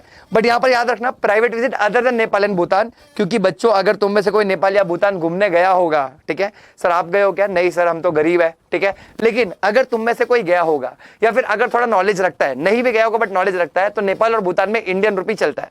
तो जहां रुपी चलता है वहां पर डॉलर्स क्यों खाली करना भाई, है ना, जहां पर रुपीस चलता है वहां पर डॉलर क्यों खाली करना, ये तुमको समझ रहा है क्या। देखो हमेशा इस चैप्टर को याद करने के टाइम एक बात याद रखना, आरबीआई चाहता है ज्यादा से ज्यादा डॉलर्स बचे, फिर बेफजूल खर्चा ना हो। तो जहां रुपीस चलता है वहां डॉलर्स क्यों लेके जा रहे हो तुम, है ना। उसके अलावा कहीं जाना तो 2.5 लाख डॉलर्स पर फाइनेंशियल मिलेगा, या फिर आप एम्प्लॉयमेंट के लिए जा रहे हो, बिल्कुल आपको 2.5 लाख डॉलर पर फाइनेंशियल मिलेगा, या आप इधर से बैठे बैठे बाहर किसी को गिफ्ट या डोनेशन देना चाहते हो तो आप 2.5 लाख डॉलर पर फाइनेंशियल दे सकते हो, ठीक है। आप बिजनेस ट्रिप पे जा रहे हो, बिजनेस ट्रिप, ठीक है, तो अगर आप बिजनेस ट्रिप पे जा रहे हो तो भी आप कितना लेके जा सकते हो, 2.5 लाख डॉलर पर फाइनेंशियल ईयर। फिर आपका कोई क्लोज रिलेटिव अब्रॉड में रहता है, उसके खर्चे पाने के लिए आपको पैसा देना है, तो आप कितना दे सकते हो, 2.5 लाख डॉलर पर फाइनेंशियल ईयर, करेक्ट। या फिर आप इमिग्रेशन यानी हमेशा के लिए यहां से जा रहे हो, ये देश छोड़ के विदेश में बसने जा रहे हो, तो आप कितना लेके जा सकते हो सर, आप लेके जा सकते हो 2.5 लाख डॉलर्स, और जितना amount country of immigration allow करता है विच एवर इज हायर, ठीक है। आई रिपीट, आप लेके जा सकते हो 2.5 लाख डॉलर्स, और जितना आप कंट्री ऑफ इमिग्रेशन अलाउ करता है whichever is higher. Example आप दुबई जा रहे हो, दुबई 4 लाख डॉलर अलाउ करता है, तो आप कितना लेके जा सकते हो, 4 लाख डॉलर्स, करेक्ट है। या फिर अच्छा ये तुमको ये तो नहीं लग रहा है ना कि बैंक्स तुमको बैठे बिठाए 2.5 लाख डॉलर्स दे देगा ऐसे ही, है ना, गधो पहले इतना रुपीस देना पड़ेगा तुमको, उसके बदले तुमको डॉलर्स मिलेगा। ए भाई रिवीजन लेक्चर पढ़ रहा है, इतना मालूम होना चाहिए, है ना, ठीक है। फिर मेडिकल ट्रीटमेंट के लिए बाहर जा रहे हो, बिल्कुल मेडिकल ट्रीटमेंट के लिए बाहर जा रहे हो, कितना लेके जा सकते हो, तो पेशेंट के लिए 2.5 लाख डॉलर्स, और जितना अमाउंट लगेगा ट्रीटमेंट के लिए, डॉक्टर का सर्टिफिकेट लगेगा, जितना भी अमाउंट लगेगा उतना आपको लेके जाने मिलेगा विच एवर इज हायर। और अटेंडेंट जो पेशेंट के साथ जाएगा, एक पर्सन है, पूरे गांव को मत लेके जाना, उसका भी 2.5 लाख डॉलर्स मिलेगा, ठीक है। या फिर एजुकेशन के लिए जा रहे हो तो कितना लेके जा सकते हो, तो याद रखना 2.5 लाख डॉलर्स, या तो फिर fees of foreign education whichever is higher, correct है, इजी सिंपल। देखो गधो एक बात और याद रखना, जिनको लग रहा है कि ये पर ट्रांजैक्शन है, तुम बेवकूफ हो, ये लिमिट पर ट्रांजैक्शन नहीं है, ये लिमिट सारे ट्रांजैक्शन को मिलाकर है, ये पूरे 8 ट्रांजैक्शन को मिलाकर पूरा लिमिट है 2.5 लाख डॉलर्स। अच्छा, लेकिन इमिग्रेशन, मेडिकल ट्रीटमेंट या एजुकेशन के केस में हायर भी हो सकता है, ठीक है। अगर तुम वो लिमिट तक ही फॉरेन एक्सचेंज लेके जा रहे हो तो तुमको आरबीआई का अप्रूवल नहीं लेना पड़ेगा, बट उस लिमिट के ऊपर जा रहे हो तो तुमको आरबीआई का अप्रूवल लेना पड़ेगा, ठीक है। तुमको समझ रहे शेड्यूल 3 में आरबीआई का अप्रूवल कब आएगा। तुम देखो ऑन एवरेज इंडिया में कितने सारे लोग फॉरेन घूमने जाते हैं, बिजनेस ट्रिप पे जाते हैं, क्लोज रिलेटिव्स को पैसा बाहर भेजते हैं, मेडिकल ट्रीटमेंट बाहर करवाते हैं, ये हाँ है ना, ठीक है। अब हर चीज के लिए अगर आरबीआई का अप्रूवल लगेगा तो कहने से आरबीआई साल भर सिर्फ इसी का अप्रूवल देते रह जाएगा, तो अपनी मॉनेटरी पॉलिसी कब बनाएगा, ये तुमको समझ रहा है मैं क्या बोल रहा हूं। तो इसके लिए लिमिट सेट कर दिया है, इसके ऊपर है तो आरबीआई का अप्रूवल लेना, अदरवाइज तुम बिना आरबीआई के अप्रूवल के इतना लिमिट तक का ट्रांजैक्शन कर सकते हो, है ना। ये लिमिट पर फाइनेंशियल ईयर, मतलब अगले फाइनेंशियल में आपको फ्रेश लिमिट्स मिलेगा, करेक्ट है। और ये लिमिट इंडिविजुअल्स के लिए, रेसिडेंट इंडिविजुअल जो इंडिया में रहते हैं, करेक्ट है, इजी सिंपल, पर फाइनेंशियल ईयर पर पर्सन, है ना। और फॉर ऑल ट्रांजैक्शन, ऑल आगे चल के सिखाऊंगा, ये करंट कैपिटल मिलाकर है, सिर्फ करंट अकाउंट के लिए नहीं है, समझेगा वो, ठीक है। देखो लिखा भी है, any transaction in which amount involved exceeds 2.5 lakh dollars, then approval of RBI shall be obtained, and limit aggregate limit for all transaction, and limit is per person per financial year। तुमको समझा मैं क्या बोला, yes और no, ठीक है। यहाँ देखो हमने शेड्यूल 3 में क्या क्या पढ़ा, ध्यान देना, प्राइवेट विजिट पढ़ा, गिफ्ट और डोनेशन पढ़ा, गोइंग एम्प्लॉयमेंट के लिए पढ़ा, इमिग्रेशन पढ़ा, रिलेटिव्स के लिए पढ़ा, बिजनेस ट्रिप्स, मेडिकल एजुकेशन बोलो, मेडिकल ट्रीटमेंट या फिर एजुकेशन, करेक्ट है। अच्छा ध्यान देना, सब में 2.5 लाख ही दिखेगा तुम लोग को, और ये किसके लिए है, रेसिडेंट इंडिविजुअल के लिए, शेड्यूल 3, करेक्ट है। अब हम बात करेंगे remittance facilities to person other than individual, है ना। ऊपर के जो 8 ट्रांजैक्शन है वो इंडिविजुअल के लिए था, अब जो बात करेंगे वो अदर देन इंडिविजुअल के लिए है, ठीक है। सर अदर देन इंडिविजुअल के लिए क्या है, आराम से ध्यान देना। अगर आप एक आर्टिफिशियल पर्सन हो, मान लो मैं कोई कंपनी का एग्जांपल लेता हूं, ठीक है। अगर कोई कंपनी गिफ्ट या डोनेशन देना चाहती है फॉरेन में, या फिर क्रिएशन ऑफ चेयर्स के लिए, है ना, गिफ्ट डोनेशन किसके लिए, creation of chairs in reputed educational institutions in foreign country, ठीक है। एग्जांपल समझो, मान लो यहां पर रिलायंस है, ठीक है, यहां पर कौन है, यहां पर रिलायंस है। रिलायंस क्या करता है, रिलायंस बोलता है ऑक्सफोर्ड यूनिवर्सिटी में मान लो 20 फैकल्टीज है, ठीक है, 20 फैकल्टीज है, 20 फैकल्टीज पढ़ाती है ऑक्सफोर्ड यूनिवर्सिटी में। तो रिलायंस इंडस्ट्रीज लिमिटेड क्या बोलता है, एक फैकल्टी का जितना भी सैलरीज है, कॉम्पनसेशन है, वो हम पे करेंगे, है ना। उनका जो भी होगा, जो भी उनका मोटिव होगा रिलायंस का, वो बोलते हैं कि हम एक का पेमेंट करेंगे, ठीक है, एक फैकल्टी का। तो कहना था 20 चेयर है फैकल्टी के लिए, उसमें से एक चेयर कौन क्रिएट कर रहा है, कौन डोनेट कर रहा है उसके लिए, रिलायंस इंडिया से डोनेट कर रहा है। तुमको समझ रहा है मैं क्या बोल रहा हूं? तो उसी को बोलते हैं गिफ्ट और donation for creation of chairs in reputed educational institutes in foreign country, correct. अच्छा, या फिर आप वहां के फंड्स में, जो उस एजुकेशनल इंस्टीट्यूशन का फंड, मान लो ऑक्सफोर्ड यूनिवर्सिटी का कोई फंड है, उसमें कंट्रीब्यूट कर रहे हो, या फिर मान लो ऑक्सफोर्ड यूनिवर्सिटी कोई रिसर्च वगैरह कर रहा है जो कि सेम डोनर कंपनी, यानी जो कंपनी डोनेट कर रहा है उसके एक्टिविटी से मैच हो रहा है, तो उसमें डोनेट कर रहे हो, है ना। तो या तो क्रिएशन ऑफ चेयर्स, या तो फंड, या तो कोई इंस्टीट्यूशन जो सेम एक्टिविटी करता है, ठीक है। आप उसमें कितना डोनेट कर सकते हो, कितना डॉलर फूंक सकते हो उसमें, तो याद रखना लिमिट है, कितना लिमिट है sir, up to 1% of foreign exchange earnings of last 3 financial year, यानी पिछले 3 फाइनेंशियल ईयर में जितना भी फॉरेन एक्सचेंज कमाया उसका 1%। I repeat my sentence again, पिछले 3 फाइनेंशियल ईयर में आपकी कंपनी, आपकी artificial person other than individual obviously, ठीक है, क्योंकि इंडिविजुअल के जो 2.5 लाख था ना ऊपर, ठीक है, अदर देन इंडिविजुअल अगर गिफ्ट डोनेशन देना है आपको तो up to 1% of last 3 financial years exchange earning, foreign exchange earning, यानी फॉरेन से जितना ही पैसा कमाया उसका 1%, compare with 50 lakhs, whichever is lower बोल रहा हूं, विचएवर इज लोअर, ठीक है, विचएवर इज लोअर, ये आपका लिमिट है। अगर आप लिमिट तक डोनेट कर रहे हो तो आरबीआई का अप्रूवल नहीं लगेगा। हाँ, बट ये लिमिट के ऊपर जा रहे हो तो आरबीआई बोलता है पहला हमारा आशीर्वाद लीजिए, पहला हमारा अप्रूवल लीजिए, हम हाँ बोलेंगे तो ही आप बाहर इतना डोनेट कर सकते हो। क्लियर है, इजी सिंपल। लिमिट याद रखना, लिमिट पे गेम है, बहुत इंपॉर्टेंट है सारे ट्रांजैक्शन, ठीक है।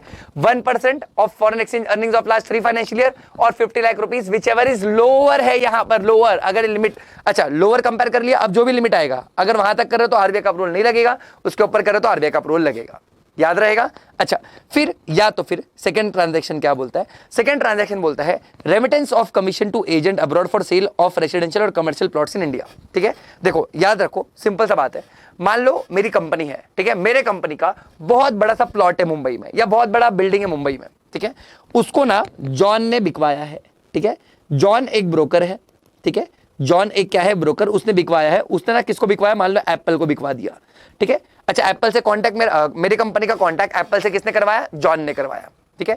अब कंपनी का प्लॉट बिका है, बिल्डिंग बिकी है, तो उसके लिए कंपनी को जॉन को क्या पे करना पड़ेगा, उसके लिए कंपनी को जॉन को कमीशन पे करना पड़ेगा, और जॉन है न्यूयॉर्क का, है ना, जॉन न्यूयॉर्क का, तो क्या उसको रुपीज में देंगे commission, of course not, John को कमीशन जाएगा डॉलर्स में। तो कितना कमीशन जा सकता है एक कंपनी ब्रोकर्स को अगर फॉरेन में पेमेंट कर रही है, तो कितना कर सकती है रेसिडेंशियल या कमर्शियल प्लॉट बिकवाने के लिए? तो भाई बोला जितना भी फॉरेन से इन्वेस्टमेंट आया है, यानी एप्पल को प्लॉट बेचा तो एप्पल से कितना पैसा है, कितना इनवर्ड रेमिटेंस आया, कितना इनवर्ड रेमिटेंस, कितना बाहर से पैसा आया, उसका 5% और $25,000 विच एवर इज हायर, इधर पे हायर हो जाएगा। अगर लिमिट तक करोगे तो आरबीआई का अप्रूवल लेने की जरूरत नहीं है, अगर लिमिट के ऊपर पे करना है तो आरबीआई का अप्रूवल लेके कर सकते हो। ये तुमको समझ रहा है मैं क्या बोल रहा हूँ? इजी है, सिंपल। या फिर कोई आप पैसा ट्रांसफर कर रहे हो, रेमिटेंस मतलब ट्रांसफर कर रहे हो कंसल्टेंसी सर्विसेज के लिए। अगर इंफ्रास्ट्रक्चर प्रोजेक्ट का कंसल्टेंसी सर्विसेज, तो आप पूरे साल में अप टू $1 करोड़ तक का पेमेंट कर सकते हो बिना आरबीआई के अप्रूवल के। हाँ, $1 करोड़ के ऊपर जाना है तो आपको आरबीआई का अप्रूवल लेना पड़ेगा।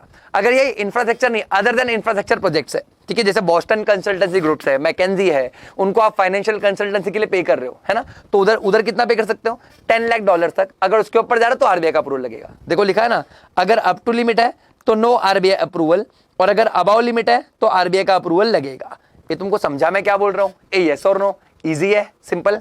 या फिर बोला गया है reimbursement of pre incorporation expenses, again a very important transaction, ध्यान देना, है ना। ये चारों ट्रांजैक्शन इंपॉर्टेंट है बच्चों, चारों ट्रांजैक्शन, ठीक है, चारों ट्रांजैक्शन इंपॉर्टेंट है। Reimbursement of pre incorporation expenses, मान लो टेस्ला ने इंडिया में अपनी सब्सिडरी कंपनी बनाई फैसला, ठीक है, टेस्ला ने इंडिया में फैसला बनाई, और फैसला बनाने के टाइम प्री इनकॉर्पोरेशन एक्सपेंसेस लग गया। तो जब फैसला बन जाएगी तो वो फैसला टेस्ला को उस प्री इनकॉर्पोरेशन एक्सपेंसेस का रीइंबर्समेंट करेगी, है ना, भर के देगी। कितना दे सकती है सर? तो 5% तक, जितना इन्वेस्टमेंट आया उसका, है ना, इंडिया में कितना इन्वेस्टमेंट टेस्ला लेके आया उसका 5% और $1 lakh whichever is higher, उतना आप पे कर सकते हो। अगर वहां तक पे कर रहे हो तो आरबीआई का अप्रूवल नहीं लगेगा, उसके ऊपर कर रहे हो तो आरबीआई का अप्रूवल लगने वाला है। ये तुमको समझ रहा है मैं क्या बोल रहा हूं? इजी है, सिंपल। तो जब मेरे को कोई भी पूछेगा कि सर ये करंट अकाउंट ट्रांजैक्शन में लिमिट्स का क्या सीन है, तो मैं बताऊंगा, ध्यान देना। करंट अकाउंट ट्रांजैक्शन में सबसे पहले हम पढ़ते हैं शेड्यूल 3। सर कायदे से तो शेड्यूल 1 पढ़ना चाहिए, नहीं हम शेड्यूल 3 पहले पढ़ेंगे, ठीक है। तो अगर करंट अकाउंट ट्रांजैक्शन में आप शेड्यूल 3 पढ़ रहे हो, शेड्यूल 3 में 2 पार्ट है, एक इंडिविजुअल्स एक अदर देन इंडिविजुअल्स। अगर रेसिडेंट इंडिविजुअल्स की बात करो तो 8 ट्रांजैक्शन है, लिमिटेड $2.5 लाख पर फाइनेंशियल ईयर, सारे ट्रांजैक्शन को मिलाकर। लिमिट के ऊपर जा रहा तो आरबीआई का अप्रूवल लगेगा, बट याद रखना इमिग्रेशन, एजुकेशन और ट्रीटमेंट के लिए ज्यादा अमाउंट है, ठीक है। अदर देन इंडिविजुअल्स के लिए टोटल 4 ट्रांजैक्शन है, जिसमें पहला है वो गिफ्ट या डोनेशन दे रहे हैं, सेकंड है ब्रोकर को कमीशन देने का बात हो रहा है, थर्ड किसकी बात हो रही है, थर्ड बात हो रही है वो कंसल्टेंसी प्रोजेक्ट्स या फिर इंफ्रास्ट्रक्चर प्रोजेक्ट्स या अदर प्रोजेक्ट्स के लिए कंसल्टेंसी फीस है, और फोर्थ है reimbursement of pre incorporation expenses. Correct, ये जो मैं बोल रहा हूं देखो सेम टू सेम चीज, ठीक है, सेम टू सेम चीज, ये देखो सेम टू सेम चीज यहां पर लिखी हुई है, सेम टू सेम चीज चार्ट में भी मिल जाएगी, ठीक है। देखो कंसल्टेंसी सर्विसेज है, फिर प्री इनकॉर्पोरेशन एक्सपेंसेस है, करेक्ट है, इजी है ना। सर ये तो सीधा आपने शेड्यूल 3 ही सिखा दिया सर, बिल्कुल सर शेड्यूल 3 पहले सिखाऊंगा। अब आ जाएंगे शेड्यूल 1 पे, ठीक है। क्वेश्चन बनता है ये सारे ट्रांजैक्शन से, 8 और 4 ट्रांजैक्शन, ये 12 ट्रांजैक्शन एकदम अच्छे से याद होने चाहिए, ठीक है। फिर सर आ जाएंगे कहां पर सर आ जाएंगे शेड्यूल 1 पे, जो बात करता है प्रोहिबिटेड करंट अकाउंट ट्रांजैक्शन, ठीक है। प्रोहिबिटेड करंट अकाउंट ट्रांजैक्शन यानी ऐसे करंट अकाउंट ट्रांजैक्शन जो प्रोहिबिटेड है, यानी जिसको गवर्नमेंट अलाउ नहीं करता, गवर्नमेंट चाहता है कि आप ये ट्रांजैक्शन को मत करिए, ठीक है। आई रिपीट, गवर्नमेंट चाहता है कि आप ये ट्रांजैक्शन को मत करिए, इसके लिए उसको हम लोग बुलाते हैं करंट अकाउंट ट्रांजैक्शन, है ना, जो प्रोहिबिटेड है, शेड्यूल 1 में दिया है ना। यानी ये जो नीचे ट्रांजैक्शन बताने वाला हूं 7 से 8 ट्रांजैक्शन है, अगर ये ट्रांजैक्शन करने के लिए आप आरबीआई से पैसा मांगोगे तो आरबीआई आपको पैसा नहीं देने वाला है ना।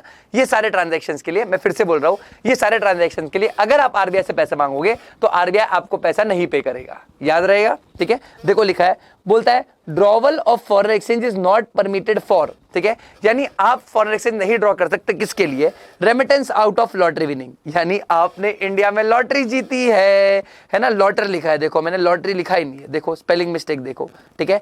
आपने इंडिया में क्या जीती है बच्चों, लॉटरी जीती है, उसका पैसा आप इंडिया के बाहर लेके जाना चाहते हो, नहीं लेके जाने मिलेगा। अरे इंडियन गवर्नमेंट वैसे भी खुद लॉटरी को एनकरेज नहीं करता, और अगर आप लॉटरी जीतोगे भी तो क्या होगा, आप रुपीस दोगे और डॉलर्स लेके जाओगे, गवर्नमेंट का डॉलर्स का रिजर्व कम कर दोगे, उससे इंडिया को कुछ इनकम नहीं हो रहा है, इंडिया की इकोनॉमी में कुछ ग्रोथ नहीं हो रहा है, बस लॉटरी का पैसा बाहर चले जाएगा, ठीक है। तो ऐसा नहीं हो सकता, कोई भी इंसान, चाहे फॉरेन का इंसान ही इंडिया में आके लॉटरी क्यों ना जीते, वो पैसा उसको इंडिया में ही खर्चा करना पड़ेगा, वो बाहर लेके नहीं जा सकता।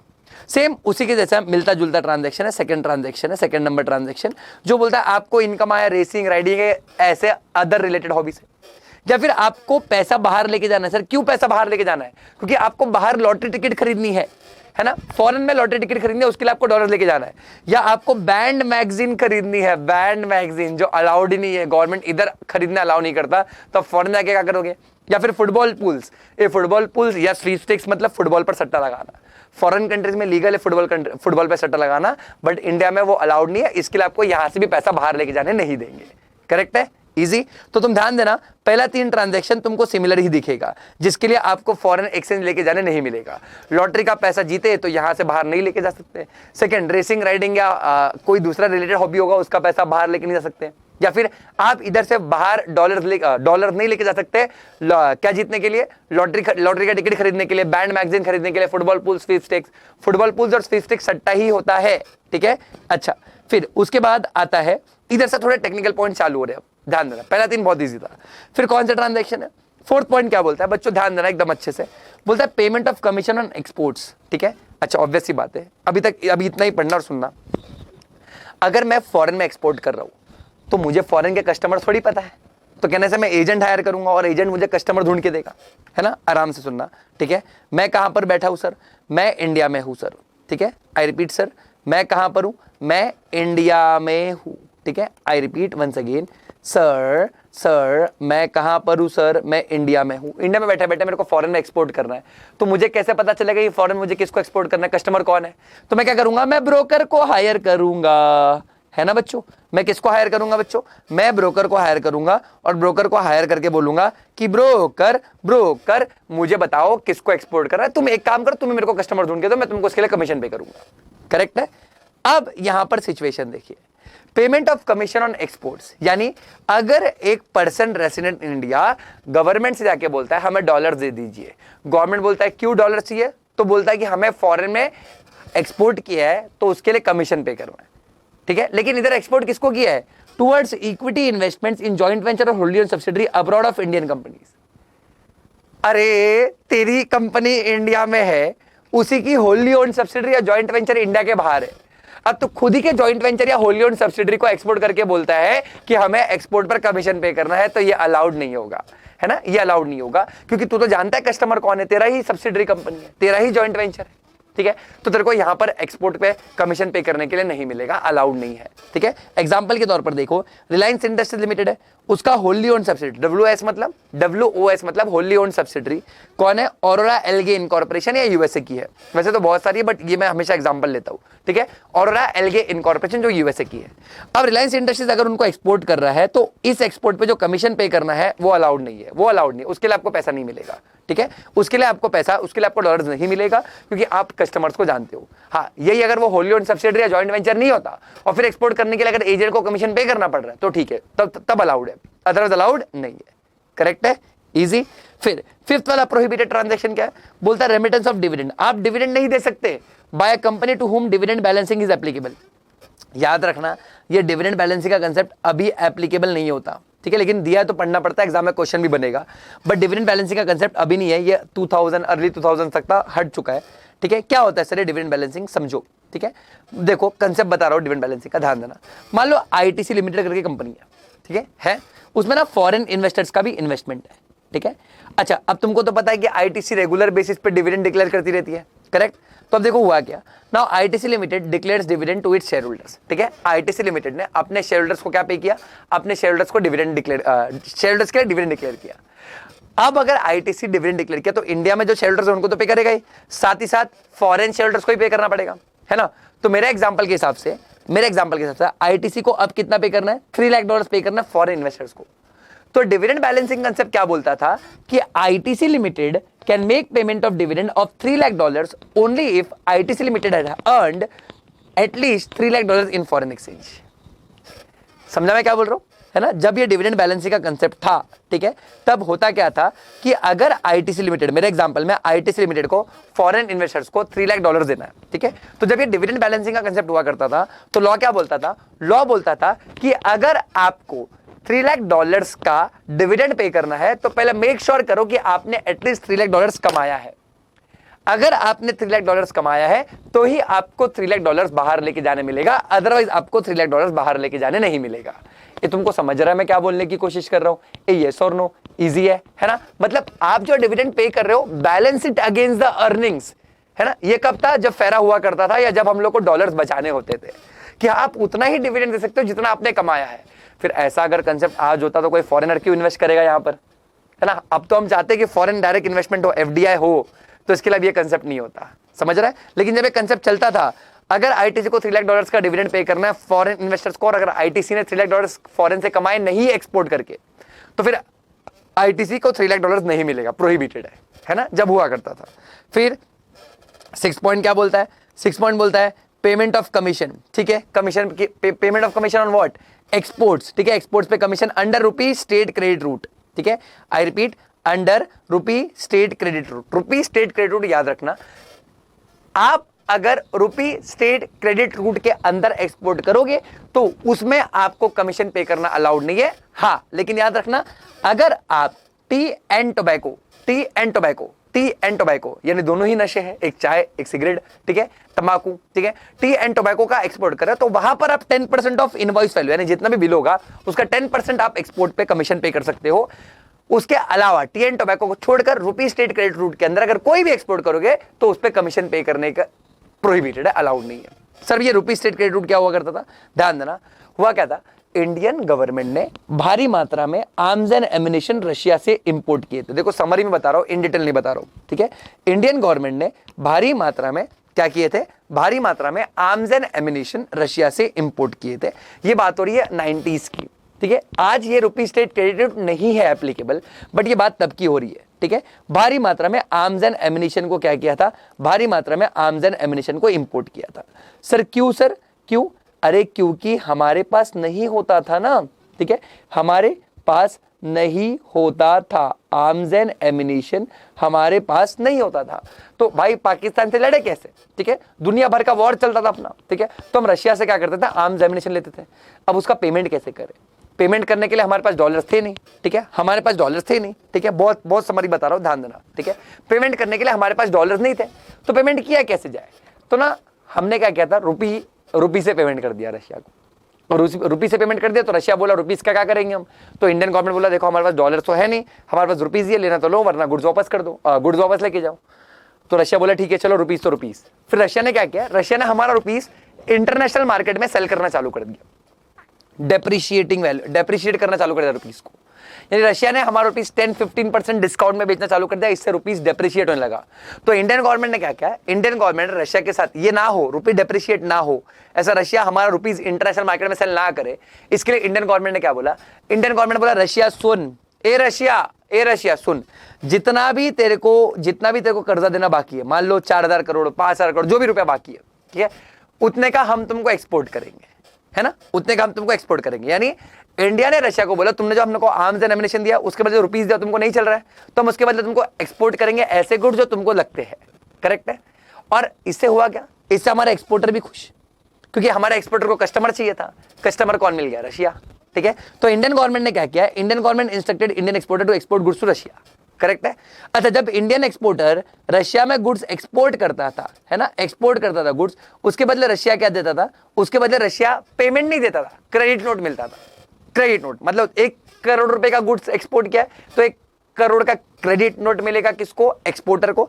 फिर एक्सपोर्टर वो क्रेडिट नोट किसको प्रेजेंट करेगा, वो क्रेडिट नोट प्रेजेंट करेगा इंडियन गवर्नमेंट को, और उसको पैसा इंडियन गवर्नमेंट से मिलता था, और फिर इंडियन गवर्नमेंट पैसा रशिया के साथ सेट ऑफ कर लेता था, जो भी उनका हिसाब है, ठीक है। तो तुम देखो यहां पर हो रहा क्या है, इंडियन गवर्नमेंट ने रशिया से आर्म्स एंड एमिनेशन लिया, उसके बदले अपने एक्सपोर्टर्स को बोला बाहर एक्सपोर्ट करिए, फिर एक्सपोर्टर को क्रेडिट नोट मिलता था, वो क्रेडिट नोट जाके इंडियन गवर्नमेंट को बताते थे, फिर इंडियन गवर्नमेंट से पैसा मिलता था, यानी गवर्नमेंट से पैसा मिलता था इसके लिए, और गवर्नमेंट से पैसा रुपीस में मिलता था हमको, तो इसके लिए इस पूरे रूट का नाम है रुपी स्टेट क्रेडिट रूट। स्टेट क्यों, क्योंकि गवर्नमेंट इन्वॉल्व है, ठीक है, तो रुपी स्टेट क्रेडिट रूट, करेक्ट। अब तुम दिमाग लगाओ, इंडियन गवर्नमेंट ने हमारे एक्सपोर्टर्स को एक्सपोर्ट करने कहां बोलता, रशिया में, तो भाई कस्टमर तो पता ही है कौन है ना, कस्टमर रशिया ही है, तो आपको कमीशन क्यों पे करना है किसी को, तो यहां पर अगर आप कमीशन पे करोगे तो अलाउड नहीं है। देखो लिख रहा है payment of commission on this export is not permitted, but याद रखना अगर आप टी एंड टोबैको एक्सपोर्ट कर रहे हो तो अप टू 10% कमीशन चलेगा, करेक्ट है, इजी सिंपल, 6 ट्रांजेक्शन हो गए। फिर 7 बोलता है payment related to call back services. बिल्कुल, कॉल बैक सर्विसेज क्या होता था, ध्यान से सुनना। अभी जय है, जय इंडिया में है, उसकी दीदी नॉर्वे में रहती है, अगर जय डायरेक्ट कॉल करेगा तो बहुत ज्यादा टैरिफ लगता था, ठीक है, बहुत पुरानी बात हो रही है, जैसा भी ये रुपी स्टेट क्रेडिट रूट आज नहीं चलता, डिविडेंड बैलेंसिंग आज नहीं चलता, सेम मैनर में कॉल बैक सर्विसेज भी आज नहीं चलता। आज तो अगर आपको किसी से कनेक्ट करना है जो नॉर्वे में बैठा हुआ है, मोबाइल उठाया, व्हाट्सएप कॉल किया, वीडियो कॉल किया, काम बन गया, है ना। अच्छा, अब ध्यान देना, जय है, जय डायरेक्ट कॉल दीदी को नॉर्वे में करना चाहता था, बट वो अलाउड नहीं है, मतलब अलाउड है बट बहुत महंगा है, जय का जेब फट जाएगा बच्चों, जय का जेब फट जाएगा, जेब बोला, ठीक है। अच्छा, तो इसके लिए जय ने क्या किया, जय क्या करेगा, जय मिस कॉल देगा, है ना। यूएस में एक टेलीफोन कंपनी होती थी, यूएस में टैरिफ कंपैरेटिवली कम होता था, ठीक है, अगर इंडिया से तुम फोन करोगे 300-400 रुपए लग जाते थे यही, लेकिन अगर तुम यूएस में फोन करोगे और यूएस वाली कंपनी ये सर्विस प्रोवाइड करेगी तो कम में हो जाता, कंपैरेटिवली 50, 60, 100, 200 में हो जाता था, मतलब कम पैसा लगता था, ठीक है। तो जय क्या करेगा, जय एक यूएस में जो टेलीफोन कंपनी है उनको मिस कॉल देगा, है ना, कॉल करेगा बट लोग काट देंगे, मिस कॉल ही बेसिकली, और फिर यूएस वाली कंपनी क्या करेगी, जय को कॉल करेगी, और जय को कॉल करके बोलेगी ठीक है जय अब तेरे को जिससे बात करना है उसका नंबर डायल कर। तो जय क्या करेगा, जय दीदी का नंबर डायल करके कॉल कनेक्ट हो जाएगा किससे, दीदी से। बेसिकली यूएस वाली कंपनी ने जय और दीदी को कॉन्फ्रेंस कॉल में ले लिया, करेक्ट है। कॉल बैक सर्विसेज, ये यूएस वाली कंपनी कॉल बैक सर्विसेज दे रही है। अब डोंट यू थिंक ये यूएस वाली कंपनी जय से पैसा एक्सपेक्ट कर रही है, वो भी डॉलर्स में, है ना, ये अमाउंट लेगी डॉलर्स में, करेक्ट है। तो उसका आपको पेमेंट करना प्रोहिबिटेड है, क्योंकि इससे ना इंडिया की भी टेलीकॉम इंडस्ट्री इफेक्ट होती है, करेक्ट है। देखो लिखा है नाउ जय इज सपोज टू पे telephone company of USA in dollars, this is not permitted, correct है। या फिर लास्ट ट्रांजैक्शन जो अलाउड नहीं है, जो प्रोहिबिटेड है, बोलता है remittance of interest income on funds held in non resident special rupees scheme account, है ना। अगर इंडिया में आप नॉन रेसिडेंट हो और इंडिया में आपने एक स्पेशल रुपीज स्कीम अकाउंट खोला, यानी ऐसा अकाउंट खोला जिसमें रुपीज रहता है, ठीक है। अब अगर आप उस पर कुछ इंटरेस्ट अर्न कर रहे हो तो वो इंटरेस्ट आप बाहर लेके नहीं जा सकते, क्योंकि वो रुपीज पे अर्न किया हुआ इंटरेस्ट है, उसके बदले आपको डॉलर बाहर लेके जाने नहीं मिलेगा, करेक्ट है, इजी। तो ये 8 ट्रांजैक्शन जो प्रोहिबिटेड ट्रांजैक्शन, जो अलाउड नहीं है, ठीक है। ये 8 के 8 ट्रांजैक्शन प्रोहिबिटेड, जो अलाउड नहीं है। समझ रहा है मैं क्या बोल रहा हूं? फिर से कौन सा बोला? Lottery winnings, racing, riding, other hobby, फिर lottery tickets, sweepstakes, football pools, band magazines, correct. फिर मैंने सिखाया वो एक्सपोर्ट करना अपना ही होली ओन सब्सिडरी या जॉइंट वेंचर को। फिर डिविडेंड बैलेंसिंग जो आज नहीं चलता, रुपीज स्टेटेड रूट जो आज नहीं चलता, फिर आपका वो कॉल बैक सर्विसेज जो आज नहीं चलता, और नॉन रेसिडेंट स्पेशल रुपी अकाउंट, ठीक है। अच्छा मैं बोल रहा हूं आज नहीं चलता, बट एग्जाम में क्वेश्चन तो आता है, तुमको पढ़ना तो पड़ेगा, ठीक है। बहुत ही इंपॉर्टेंट है ये सारे के सारे 8 ट्रांजेक्शन, तुमको मालूम होने चाहिए, सारे के सारे बहुत ही इंपॉर्टेंट ट्रांजेक्शन है, करेक्ट है, इजी। अच्छा देखो यही सब लिखा है, सारे के सारे 8 ट्रांजेक्शन, बट यहां पर बिना एग्जाम्पल के, मैंने वहां पर तुमको एग्जाम्पल के साथ करवाया, ठीक है सर, समझ गया। अब आता है शेड्यूल 2, ठीक है। ऐसे ट्रांजेक्शन जहां पर आप अमाउंट का मैटर नहीं करता। जैसे देखो शेड्यूल 3 पढ़ा, शेड्यूल 3 में लिमिट्स थे $250,000 और अदर देन इंडिविजुअल्स के लिए अलग अलग लिमिट्स था, अलग अलग ट्रांजैक्शन के लिए, करेक्ट। वैसे यहां पर शेड्यूल 2 में अमाउंट मैटर नहीं करता, भले से $1 भी क्यों ना हो, लेकिन आपको सीजी अप्रूवल तो लेना पड़ेगा, ठीक है। प्रायर सीजी अप्रूवल आपको कंपलसरी लेना पड़ेगा, ठीक है। सर कौन से ट्रांजैक्शन है, ध्यान देना। अगर आप इंडिया के बाहर कल्चरल टूर करने जा रहे हो, इंडिया का कल्चर बाहर प्रमोट करने जा रहे हो, तो आपको सेंट्रल गवर्नमेंट की कौन सी ministry, ministry of human resource development का अप्रूवल लेना पड़ेगा, है ना। या फिर आप कौन हो, आप हो स्टेट गवर्नमेंट, ठीक है। आप स्टेट गवर्नमेंट हो या फिर स्टेट गवर्नमेंट की अंडरटेकिंग हो। फिर से ध्यान से सुनना, आप स्टेट गवर्नमेंट, सेंट्रल नहीं भाई, आप स्टेट गवर्नमेंट हो या आप स्टेट गवर्नमेंट की अंडरटेकिंग हो, और आप फॉरेन प्रिंट मीडिया में, फॉरेन में जो मीडिया है वहां पर आप एडवर्टाइजमेंट कर रहे हो, ठीक है, वहां पर आप एडवर्टाइजमेंट कर रहे हो। तो ध्यान देना, स्टेट गवर्नमेंट या फिर उनकी अंडरटेकिंग जो कि फॉरेन में एडवर्टाइजमेंट कर रही है, और उस एडवर्टाइजमेंट का जो खर्चा है वो $10,000 से ज्यादा है। प्लीज मेरे स्टेटमेंट को ध्यान से समझना, स्टेटमेंट के क्रोनोलॉजी को ध्यान से समझिए। अगर आप स्टेट गवर्नमेंट या उसकी अंडरटेकिंग हो और आप लोग $10,000 से ज्यादा का एडवर्टाइजमेंट करने वाले हो फॉरेन मीडिया में, तो उसका पेमेंट करने के लिए सबसे पहले आपको सेंट्रल गवर्नमेंट का परमिशन लेना पड़ेगा। सर किसका permission? Sir ministry of finance, department of economic affairs का आपको अप्रूवल लेना पड़ेगा, करेक्ट है। ये सेंट्रल गवर्नमेंट की ही मिनिस्ट्रीज है सारी, ठीक है। अच्छा लेकिन याद रखना, अगर आप लोग टूरिज्म प्रमोट कर रहे हो या फॉरेन इन्वेस्टमेंट प्रमोट कर रहे हो या इंटरनेशनल बिडिंग प्रमोट कर रहे हो, तब आपको गवर्नमेंट का अप्रूवल लेने का जरूरत नहीं है, सेंट्रल गवर्नमेंट का अप्रूवल लेने का जरूरत नहीं है, करेक्ट है, इजी। मैं फिर से बोल रहा हूं, ध्यान से सुनना, आप स्टेट गवर्नमेंट या फिर उनकी अंडरटेकिंग हो जो कि $10,000 से ज्यादा का खर्चा करने वाला है फॉरेन में एडवर्टाइजमेंट करने के लिए, तो वो करने के लिए आपको पहले सेंट्रल गवर्नमेंट का परमिशन लेना पड़ेगा। कौन से मिनिस्ट्री का? Ministry of finance, department of economic affairs का, करेक्ट है, इजी। लेकिन हाँ, अगर टूरिज्म, इंटरनेशनल बिडिंग या फिर आप फॉरेन इन्वेस्टमेंट प्रमोट करने वाले हो तो आपको अप्रूवल लेने की जरूरत नहीं है। ये तुमको समझा मैं क्या बोलने की कोशिश कर रहा हूं? हाँ, इधर स्टेट गवर्नमेंट बोला है या तो उसका अंडरटेकिंग, सेंट्रल गवर्नमेंट को अप्रूवल की जरूरत नहीं हो तो खुद ही खुद का अप्रूवल क्या देगा, ये तुमको समझ रहा है, इजी। या फिर रेमिटेंस यानी पैसा, आपने क्या किया, बाहर से कोई शिप हायर की है इंडिया में गुड्स लाने के लिए, ठीक है, आप कोई पब्लिक सेक्टर अंडरटेकिंग हो, ठीक है, बेसिकली आप में सेंट्रल गवर्नमेंट या स्टेट गवर्नमेंट का इन्वेस्टमेंट है, आपने ना फॉरेन से, आपने क्या किया, फॉरेन से कोई शिप हायर की है फॉरेन से गुड्स इंडिया में लाने के लिए, तो उसका पेमेंट भी तो करना पड़ेगा, है ना, उसका जो फ्रीट चार्जेस, फ्रीट मतलब भाड़ा पे करना पड़ेगा, तो उसके लिए आपको ministry of surface transport chartering wing का अप्रूवल लेना पड़ेगा, ठीक है। देखो गवर्नमेंट की है ना शिपिंग कॉर्पोरेशन ऑफ इंडिया होती है, मतलब गवर्नमेंट की अपनी शिप्स होती है, तो उनके थ्रू वो लोग गुड्स हमेशा लेके आते हैं। बट अदर देन दैट, अगर फॉरेन से वेसल भाड़े पे लिया है ना, other than shipping corporation of India का शिप है, उससे वेसल भाड़े पे लिया, उसको अगर फ्रेट पे करना है तो आपको अप्रूवल लेना पड़ेगा। सेम उसी तरीके से अगर आप इंपोर्ट कर रहे हो ओशियन के थ्रू और आप कौन हो, गवर्नमेंट डिपार्टमेंट या फिर public sector undertaking on CIF basis, basically foreign से शिप हायर की है, ठीक है। CIF is cost insurance freight, regular lecture में बताता हूं। फिर FOB is free on board, FAS is free along side, correct है ना। तो अगर आप लोग CIF basis, cost insurance freight basis पे, यानी फॉरेन का जो एक्सपोर्टर है वहां से गुड्स लेकर इंडिया में पूरा गुड्स आने तक का जो भी खर्चा है उसको सीआईएफ बेसिस बोलते हैं। कॉस्ट, गुड्स का कॉस्ट कितना है, गुड्स का इंश्योरेंस, मरीन इंश्योरेंस, और फ्रेट मतलब भाड़ा, ठीक है। तो अगर आप कोई गवर्नमेंट डिपार्टमेंट हो या फिर आप कोई पब्लिक सेक्टर अंडरटेकिंग हो जो सीआईएफ बेसिस पे गुड्स लेके आ रहा है, तो आपको ministry of surface transport chartering का अप्रूवल लेना पड़ेगा। हाँ, लेकिन एफओबी बेसिस या एफएएस बेसिस पे आ रहा है तो अप्रूवल लेने की जरूरत नहीं है। अब दिमाग लगाना, ये दोनों ही ट्रांजैक्शन में पब्लिक सेक्टर अंडरटेकिंग और गवर्नमेंट डिपार्टमेंट या पब्लिक सेक्टर अंडरटेकिंग बोला है, या फिर यहां पर भी स्टेट गवर्नमेंट का जिक्र था। अगर यही तीन ट्रांजैक्शन नंबर 2, 3 और 4, ये 3 ट्रांजैक्शन अगर कोई प्राइवेट प्लेयर है, मान लो रिलायंस इंपोर्ट कर रहा है, तो रिलायंस को कुछ अप्रूवल लेने की जरूरत नहीं है, रिलायंस अपने हिसाब से करता है, उन लोग ये सेंट्रल गवर्नमेंट के अप्रूवल में नहीं आएंगे, क्योंकि इधर पे पब्लिक सेक्टर अंडरटेकिंग या स्टेट गवर्नमेंट या कहीं कहीं पर सेंट्रल गवर्नमेंट बोला है, करेक्ट है। या फिर मल्टी मॉडल ट्रांसपोर्ट ऑपरेटर, ये multi modal operator transport operator मतलब जो एक से ज्यादा मोड में ट्रांसपोर्टेशन ऑपरेट करता है ना, तो उनको ट्रांजैक्शन करना, उनको पेमेंट करना है फॉरेन में, तो आपको रजिस्ट्रेशन सर्टिफिकेट लगेगा डायरेक्टर जनरल ऑफ शिपिंग से। या फिर remittance of hiring charges of transponders by TV channels और इंटरनेट सर्विस प्रोवाइडर्स।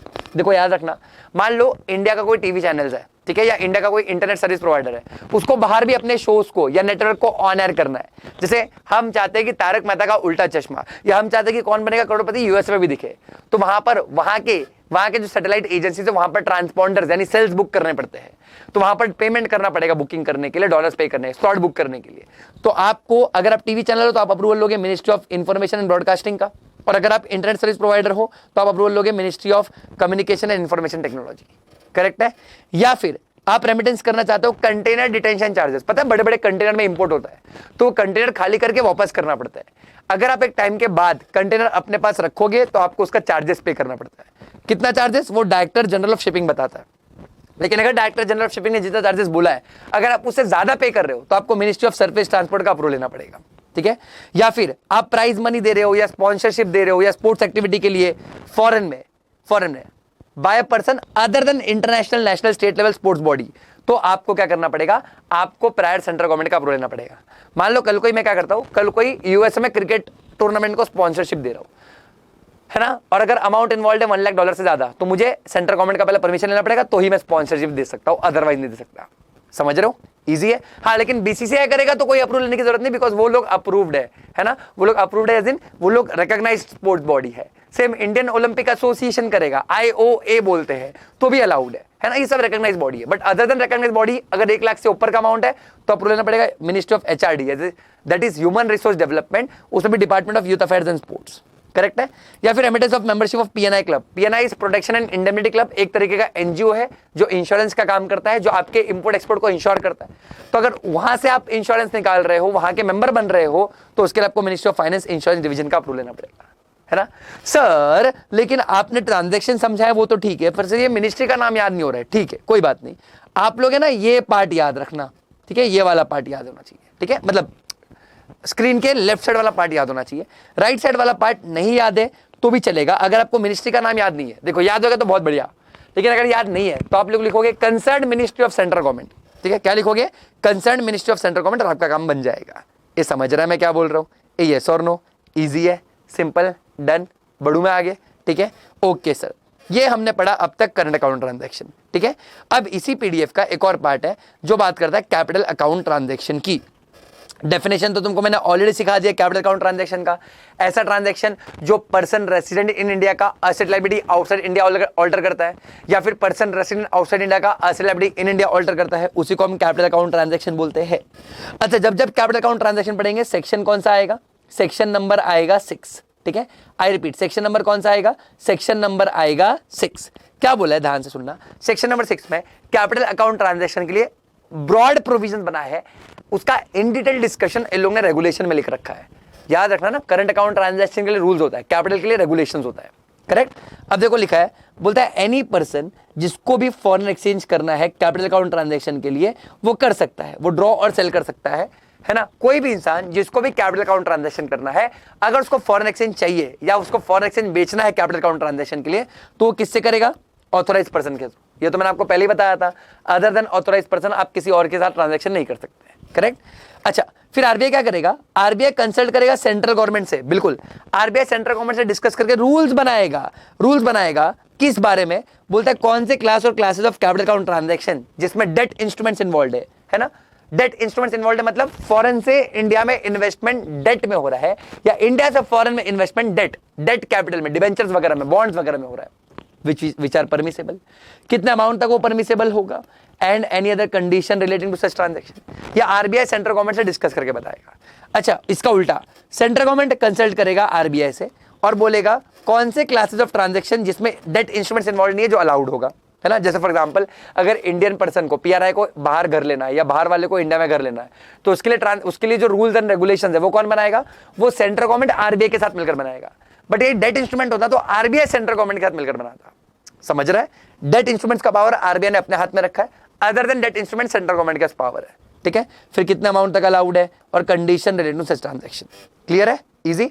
बट याद रखना आरबीआई या सेंट्रल गवर्नमेंट दो ट्रांजैक्शन पर कभी भी रेस्ट्रिक्शन इंपोज नहीं कर सकता। देखो लिखा है सेंट्रल गवर्नमेंट या RBI will not impose any restriction for drawal of foreign exchange for amortization of loan. बेटा अमोर्टाइजेशन ऑफ लोन मतलब मान लो आपने फॉरेन से लोन लिया था, अब उसका जल्दी रिपेमेंट करोगे तो इंटरेस्ट भी सेव होगा, इंटरेस्ट सेव होगा तो अपना डॉलर्स बचेगा, है ना। तो उसके लिए आरबीआई या सेंट्रल गवर्नमेंट आप पर कोई रेस्ट्रिक्शन लगाएगा, बोलेगा बिंदास ट्रांजैक्शन करिए, कोई दिक्कत नहीं।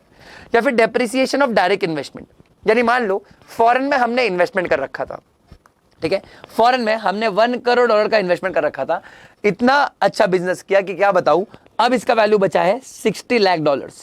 ठीक है, $1 करोड़ का इन्वेस्टमेंट किया था, अब वैल्यू कितना बचा है? $60 लाख लॉस हो गया।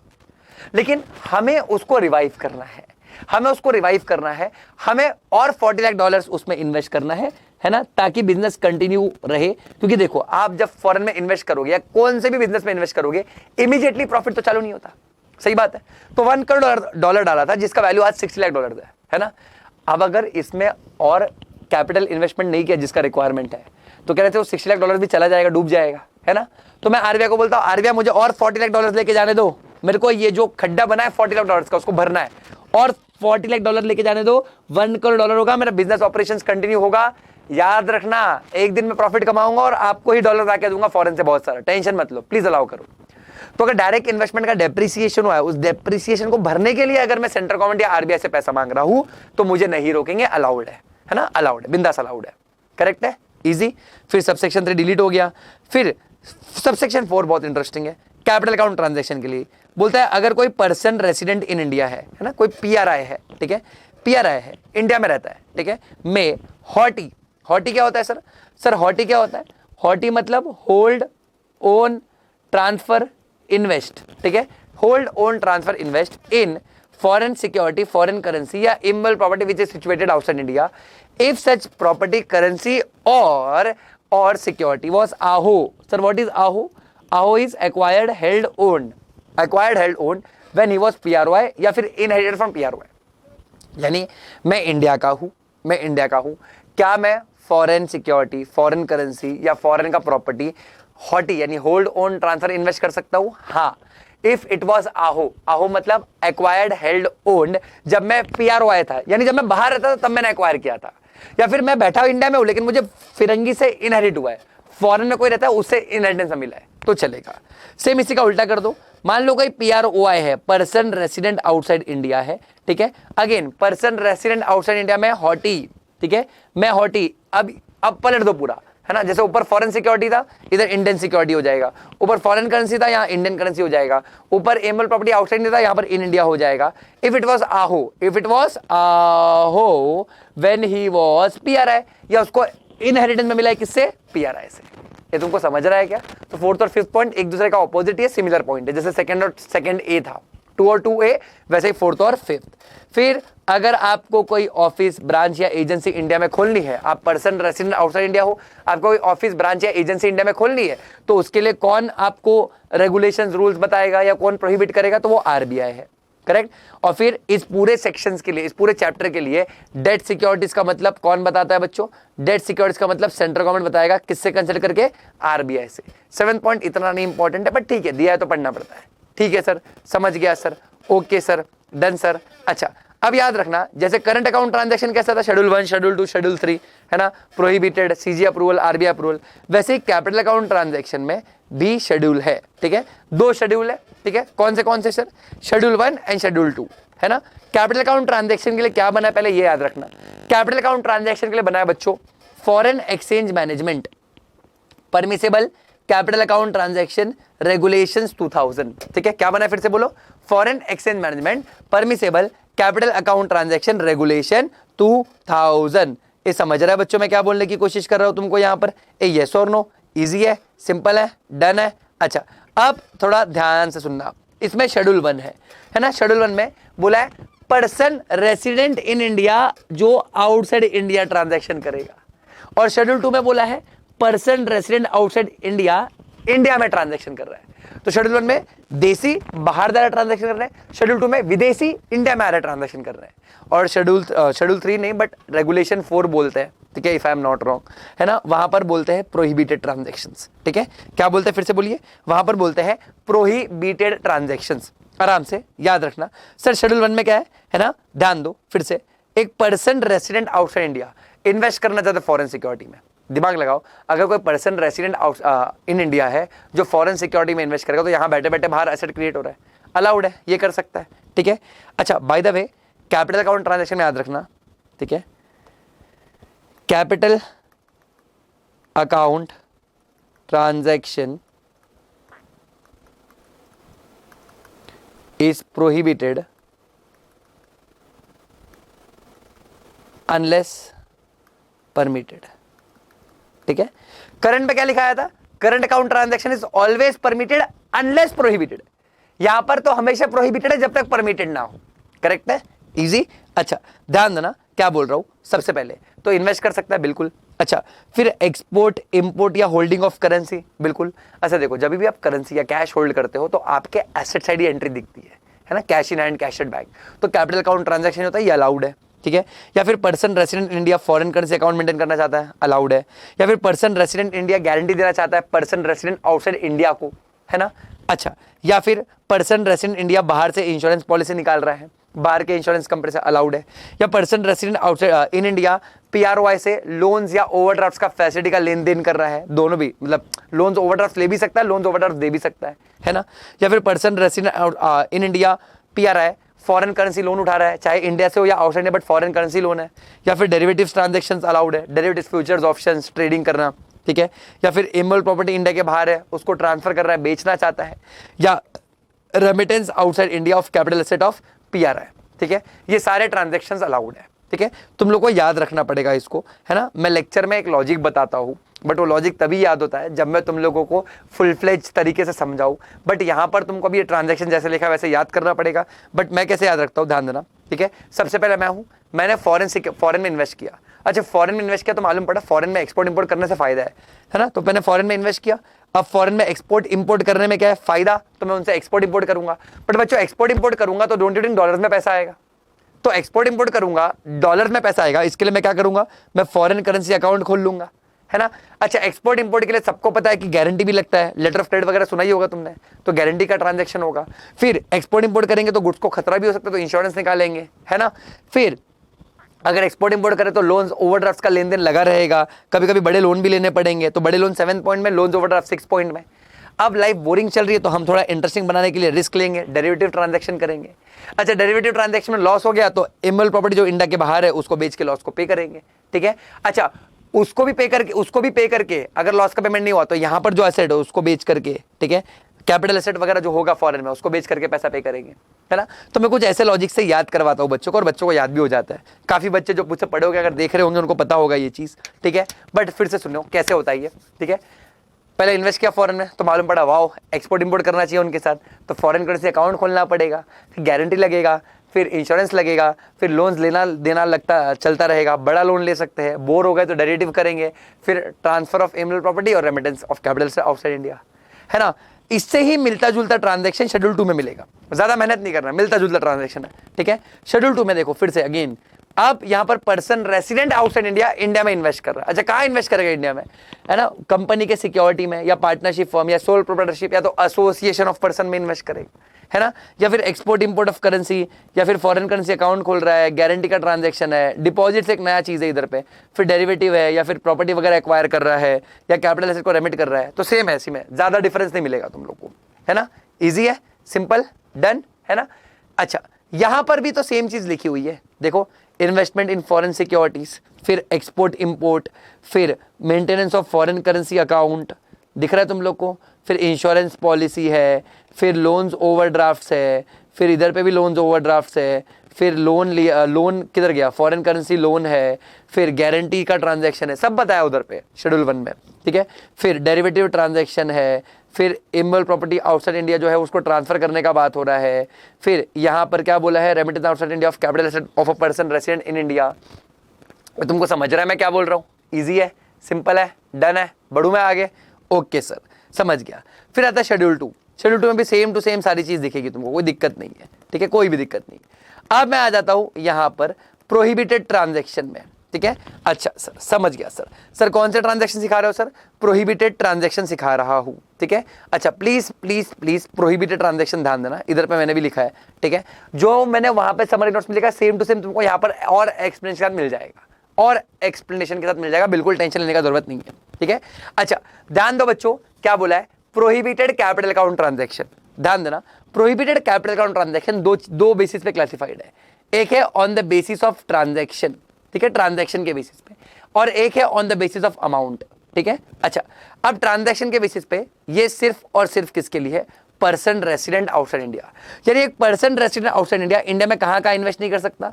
चिट फंड में इन्वेस्ट नहीं कर सकता, हाँ, बट स्टेट गवर्नमेंट के केसेस में, मतलब चिट फंड तो स्टेट गवर्नमेंट के हाथ में होता है, तो कहीं कहीं पर चिट फंड में अलाउड है इन्वेस्ट करना, बट नॉन रिपैट्रिएशन बेसिस पे, ठीक है। स्टेट गवर्नमेंट अगर बोलता है कि हमें चिट फंड चाहिए बाहर वालों से, तो ठीक है ले लो, लेकिन नॉन रिपैट्रिएशन मतलब पैसा बाहर नहीं लेके जा सकते।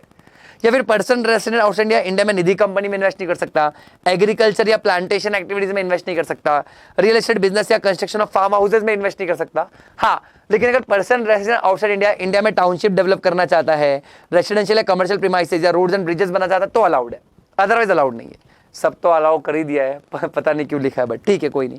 या फिर ट्रेडिंग इन टीडीआर्स, टीडीआर्स मतलब transferable development rights. I repeat, TDRs मतलब क्या होता है? ट्रांसफरेबल डेवलपमेंट राइट्स, करेक्ट है। अच्छा अब ये टीडीआर्स यूजुअली रियल एस्टेट में होता है, टीडीआर्स खरीदा जाता है फ्लोर स्पेस इंडेक्स ज्यादा मिले उसके लिए। अब रेगुलर लेक्चर में तुमको बताता हूं, बट अभी उतना टाइम है नहीं हमारे पास, ठीक है। तो ये जो 5 ट्रांजेक्शन है, चिट फंड, निधि कंपनी, एग्रीकल्चर, रियल एस्टेट, टीडीआर्स, ये 5 ट्रांजैक्शन में person resident outside India India में इन्वेस्ट नहीं कर सकता, किसी भी तरीके से इन्वेस्ट नहीं कर सकता, या कोई भी कंपनी उस काम में इन्वॉल्व है तो इन्वेस्ट नहीं कर सकता, करेक्ट है।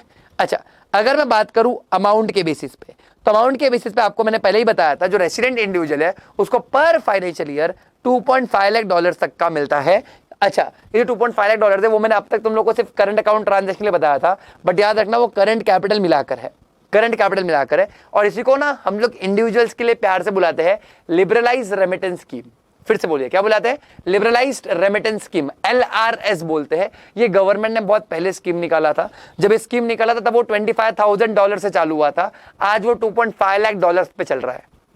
लिमिट बढ़ेगा ना, ऑब्वियसली बात है, करेंसी का वैल्यू इन्फ्लेट होता रहता है, इन्फ्लेट नहीं डिफ्लेट, जो भी है यार, तुम समझ गए ना, ठीक है। अच्छा फिर इससे याद आया, ध्यान देना, ये जो पर्सन रेसिडेंट इन इंडिया है वो जो 2.5 लाख डॉलर ड्रॉ करता है ना, जो भी 2.5 लाख डॉलर ड्रॉ करता है फॉरेन एक्सचेंज का करंट कैपिटल अकाउंट ट्रांजैक्शन के लिए, वो उसे कहीं पर भी यूज कर सकता है। बट याद रखना, ऐसी कंट्री या टेरिटरी जो कि फाइनेंशियल एक्शन टास्क फोर्स, फाटफ बोलते हैं, फाइनेंशियल एक्शन टास्क फोर्स ने नॉन कोऑपरेटिव डिक्लेयर कर रखा है, वहां पर वो पैसा यूज नहीं कर सकता, है ना। मतलब मान लो मैंने कल कोई आरबीआई से 2.5 लाख डॉलर ले लिए, ठीक है, आरबीआई से क्या ले लिए? आरबीआई से 2.5 लाख डॉलर दे लिए, आरबीआई मतलब ऑथोराइज पर्सन से 2.5 लाख डॉलर दे लिए। अब उसको मैं यूज करना चाहता हूं ऐसे कंट्री टेरिटरी में जो फाटफ ने नॉन कोऑपरेटिव डिक्लेयर कर रखा है, तो वो अलाउड नहीं है ना, वो अलाउड नहीं है, ठीक है। अच्छा सर ये फाटफ क्या है? समझो, मनी लॉन्ड्रिंग सुना है तो तुमको ये भी पता होगा कि मनी लॉन्ड्रिंग डोमेस्टिक प्रॉब्लम नहीं है, ये इंटरनेशनल फिनोमिना है। इंटरनेशनल फिनोमिना मतलब ये इंटरनेशनली किया जाता है, और इसे लड़ने के लिए फाइनेंशियल एक्शन टास्क फोर्स बनाया गया है।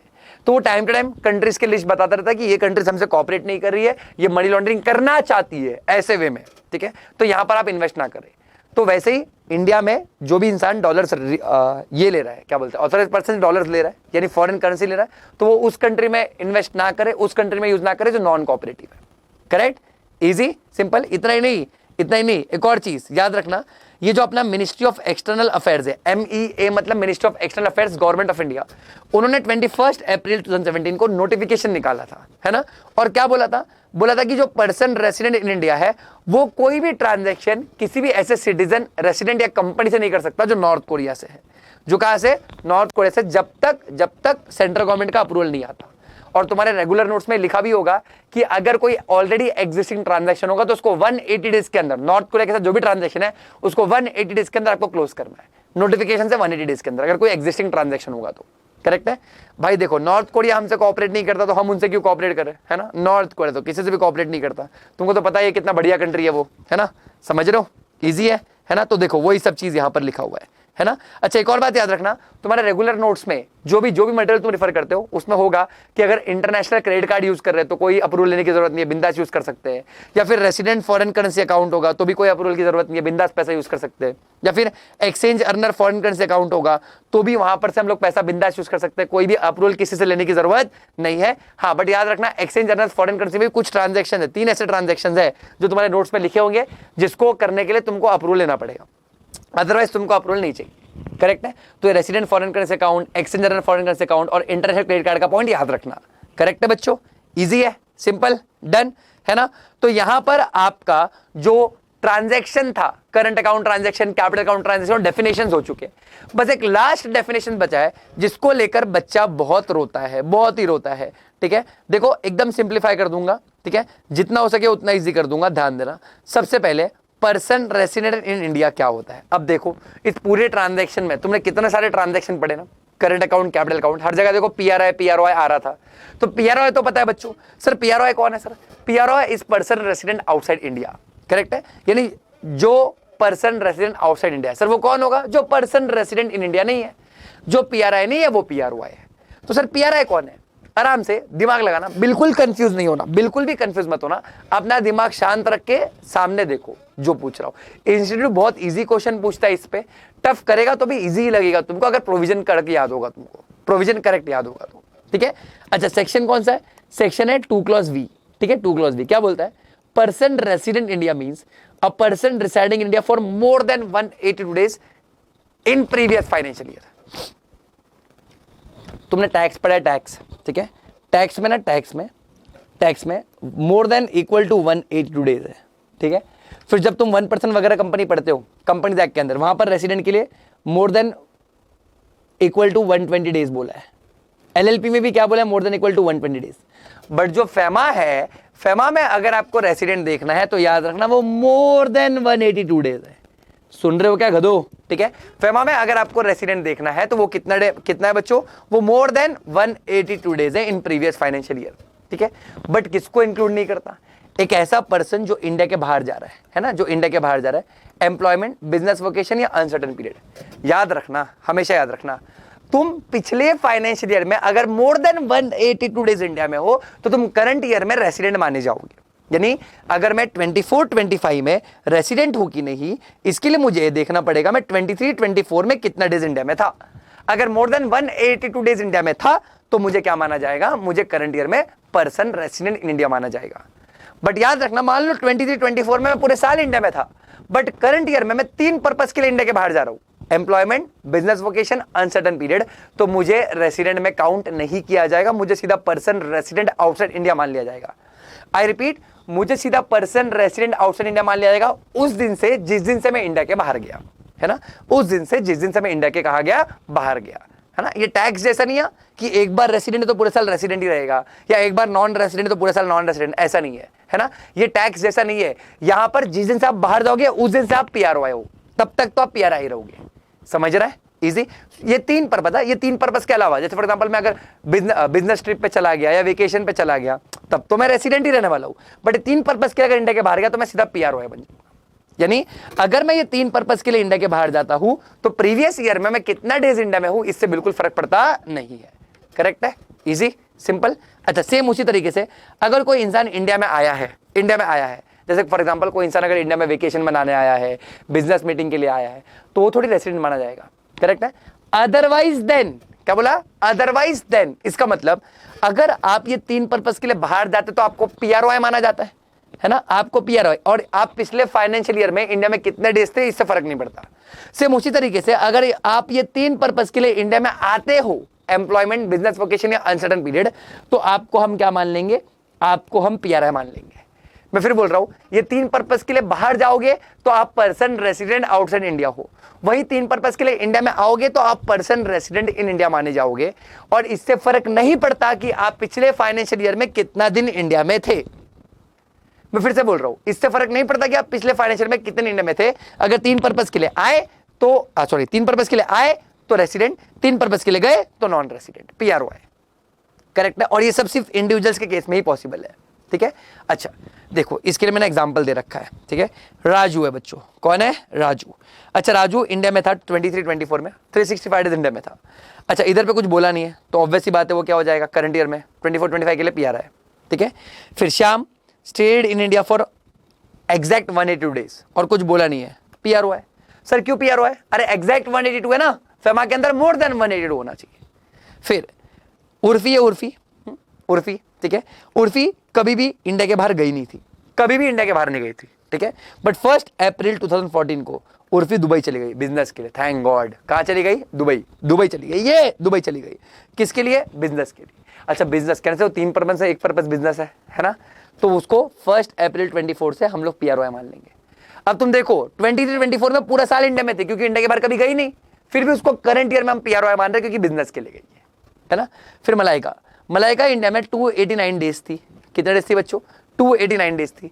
बट 1 अगस्त में मलाइका इंडिया के बाहर चली गई, किसके लिए? एम्प्लॉयमेंट के लिए, है ना। अब एम्प्लॉयमेंट 3 पर्पज से 1 पर्पज के लिए आता है ना, 3 पर्पज में 1 पर्पज के लिए आता है। समझ रहे बच्चों मैं क्या बोलने की कोशिश कर रहा हूं? ये बोलो येस और नो, इजी है, पक्का, डन है ना। 3 में से 1 पर्पज किसके लिए आता है? 3 में से 1 पर्पज एम्प्लॉयमेंट के लिए आता है, सही बात है। अच्छा अब ध्यान देना, प्लीज फोकस करना मैं क्या बोलने की कोशिश कर रहा हूं, ठीक है। तो 11 अगस्त को कहां चली गई वो? 11 अगस्त को इंडिया के बाहर एम्प्लॉयमेंट के लिए, तो 11 अगस्त तक तो पीआरओ है, उसके बाद क्या मानी जाएगी? पीआरओ है। ये यूनिकनेस है, ठीक है। टैक्स में अलग और यहां पर अलग होता है, ठीक है। टैक्स में तो आप पूरे साल के स्टार्टिंग में जो हो वो एंड तक रहोगे, साल के स्टार्टिंग में पीआरओ हो तो एंड तक पीआर है, साल के स्टार्टिंग में पीआरओ है तो एंड तक पीआरओ है। बट यहां पर ऐसा नहीं होता है, जिस दिन से आप जाओगे उस दिन से पीआरओ है ना। अब ऐसे ही मैंने ढेर सारे एग्जाम्पल दे रखे, तुम पढ़ोगे ना तो तुमको समझ जाएगा, है ना। ये हैंड रिटन नोट्स का लिंक भी मैं डिस्क्रिप्शन में प्रोवाइड कर दूंगा, डोंट वरी, ठीक है। ये तुम पढ़ोगे तो तुमको समझ जाएगा, करेक्ट है, इजी, सिंपल, डन। अच्छा कुछ एडिशनल बात है याद रखना, अगर आप एजुकेशन के लिए इंडिया के बाहर जाते हो तो आरबीआई का सर्कुलर आया था कि जिस दिन से आप एजुकेशन के लिए बाहर चले जाओगे उस दिन से आपको क्या मान लिया जाएगा? उस दिन से आपको पर्सन रेसिडेंट आउटसाइड इंडिया मान लिया जाएगा। बट सर एजुकेशन तो ये 3 पर्पज में नहीं आता, बट गवर्नमेंट ने ऑब्जर्व किया है कि जब तुम एजुकेशन के लिए बाहर जाते हो तो एजुकेशन के साथ साथ पार्ट टाइम जॉब भी करते हो और फिर बहुत केसेस में ऐसा होता है कि आप वहां ही बस जाते हो, वहां का सिटीजनशिप ले लेते हो, बहुत कुछ हो जाता है।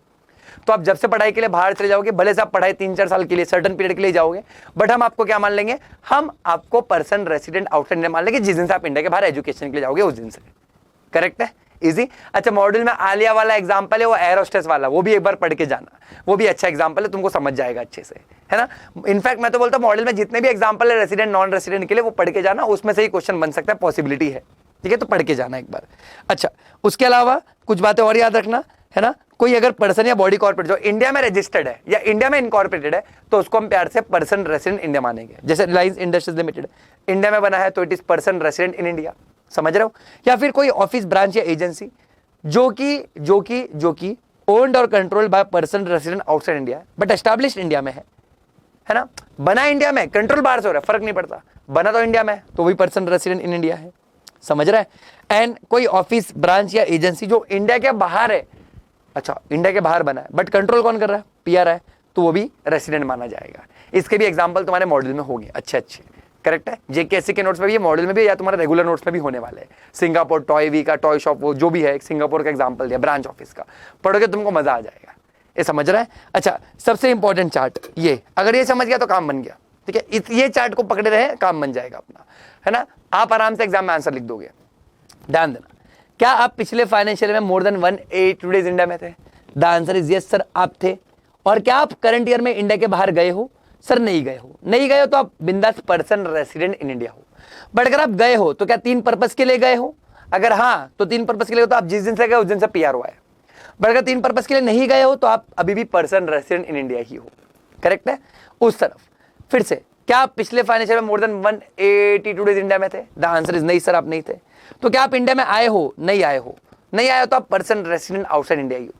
बट अगर आप आए हो तो क्या 3 पर्पस के लिए आए हो? द आंसर इज नो, तो आप फिर से पीआरओ आई रहने वाले। बट अगर 3 पर्पस के लिए आ जाओगे तो पीआरआई माने जाओगे, करेक्ट है। इसमें एजुकेशन वाला याद रखना, आरबीआई का सर्कुलर आया था, ये तुमको समझ रहा है मैं क्या बोल रहा हूँ?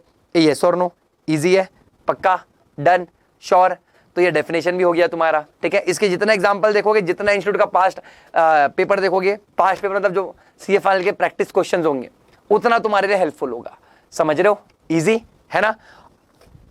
ऑल इन ऑल ये तुम्हारा जो 12 to 18 मार्क्स का चैप्टर है उसको हमने एकदम बढ़िया तरीके से रिवाइज कर लिया 1 hour 30 1 hour 45 मिनट्स के अंदर। तुम इसको अच्छे से देखोगे, तुमको सब समझ जाएगा। तुम्हारे रेगुलर नोट से पढ़ लेना, समराइज नोट्स दिया है, हैंड रिटन नोट्स भी ऐड करवा दूंगा, तुमको सब कुछ मिल जाएगा, कुछ बचेगा नहीं। ये समझ रहे हो मैं क्या बोल रहा हूं? इजी है, पक्का, डन है ना? अच्छे से पढ़ना, खूब सारा मार्क्स स्कोर करना, and all the best for your exams guys. Thank you so much.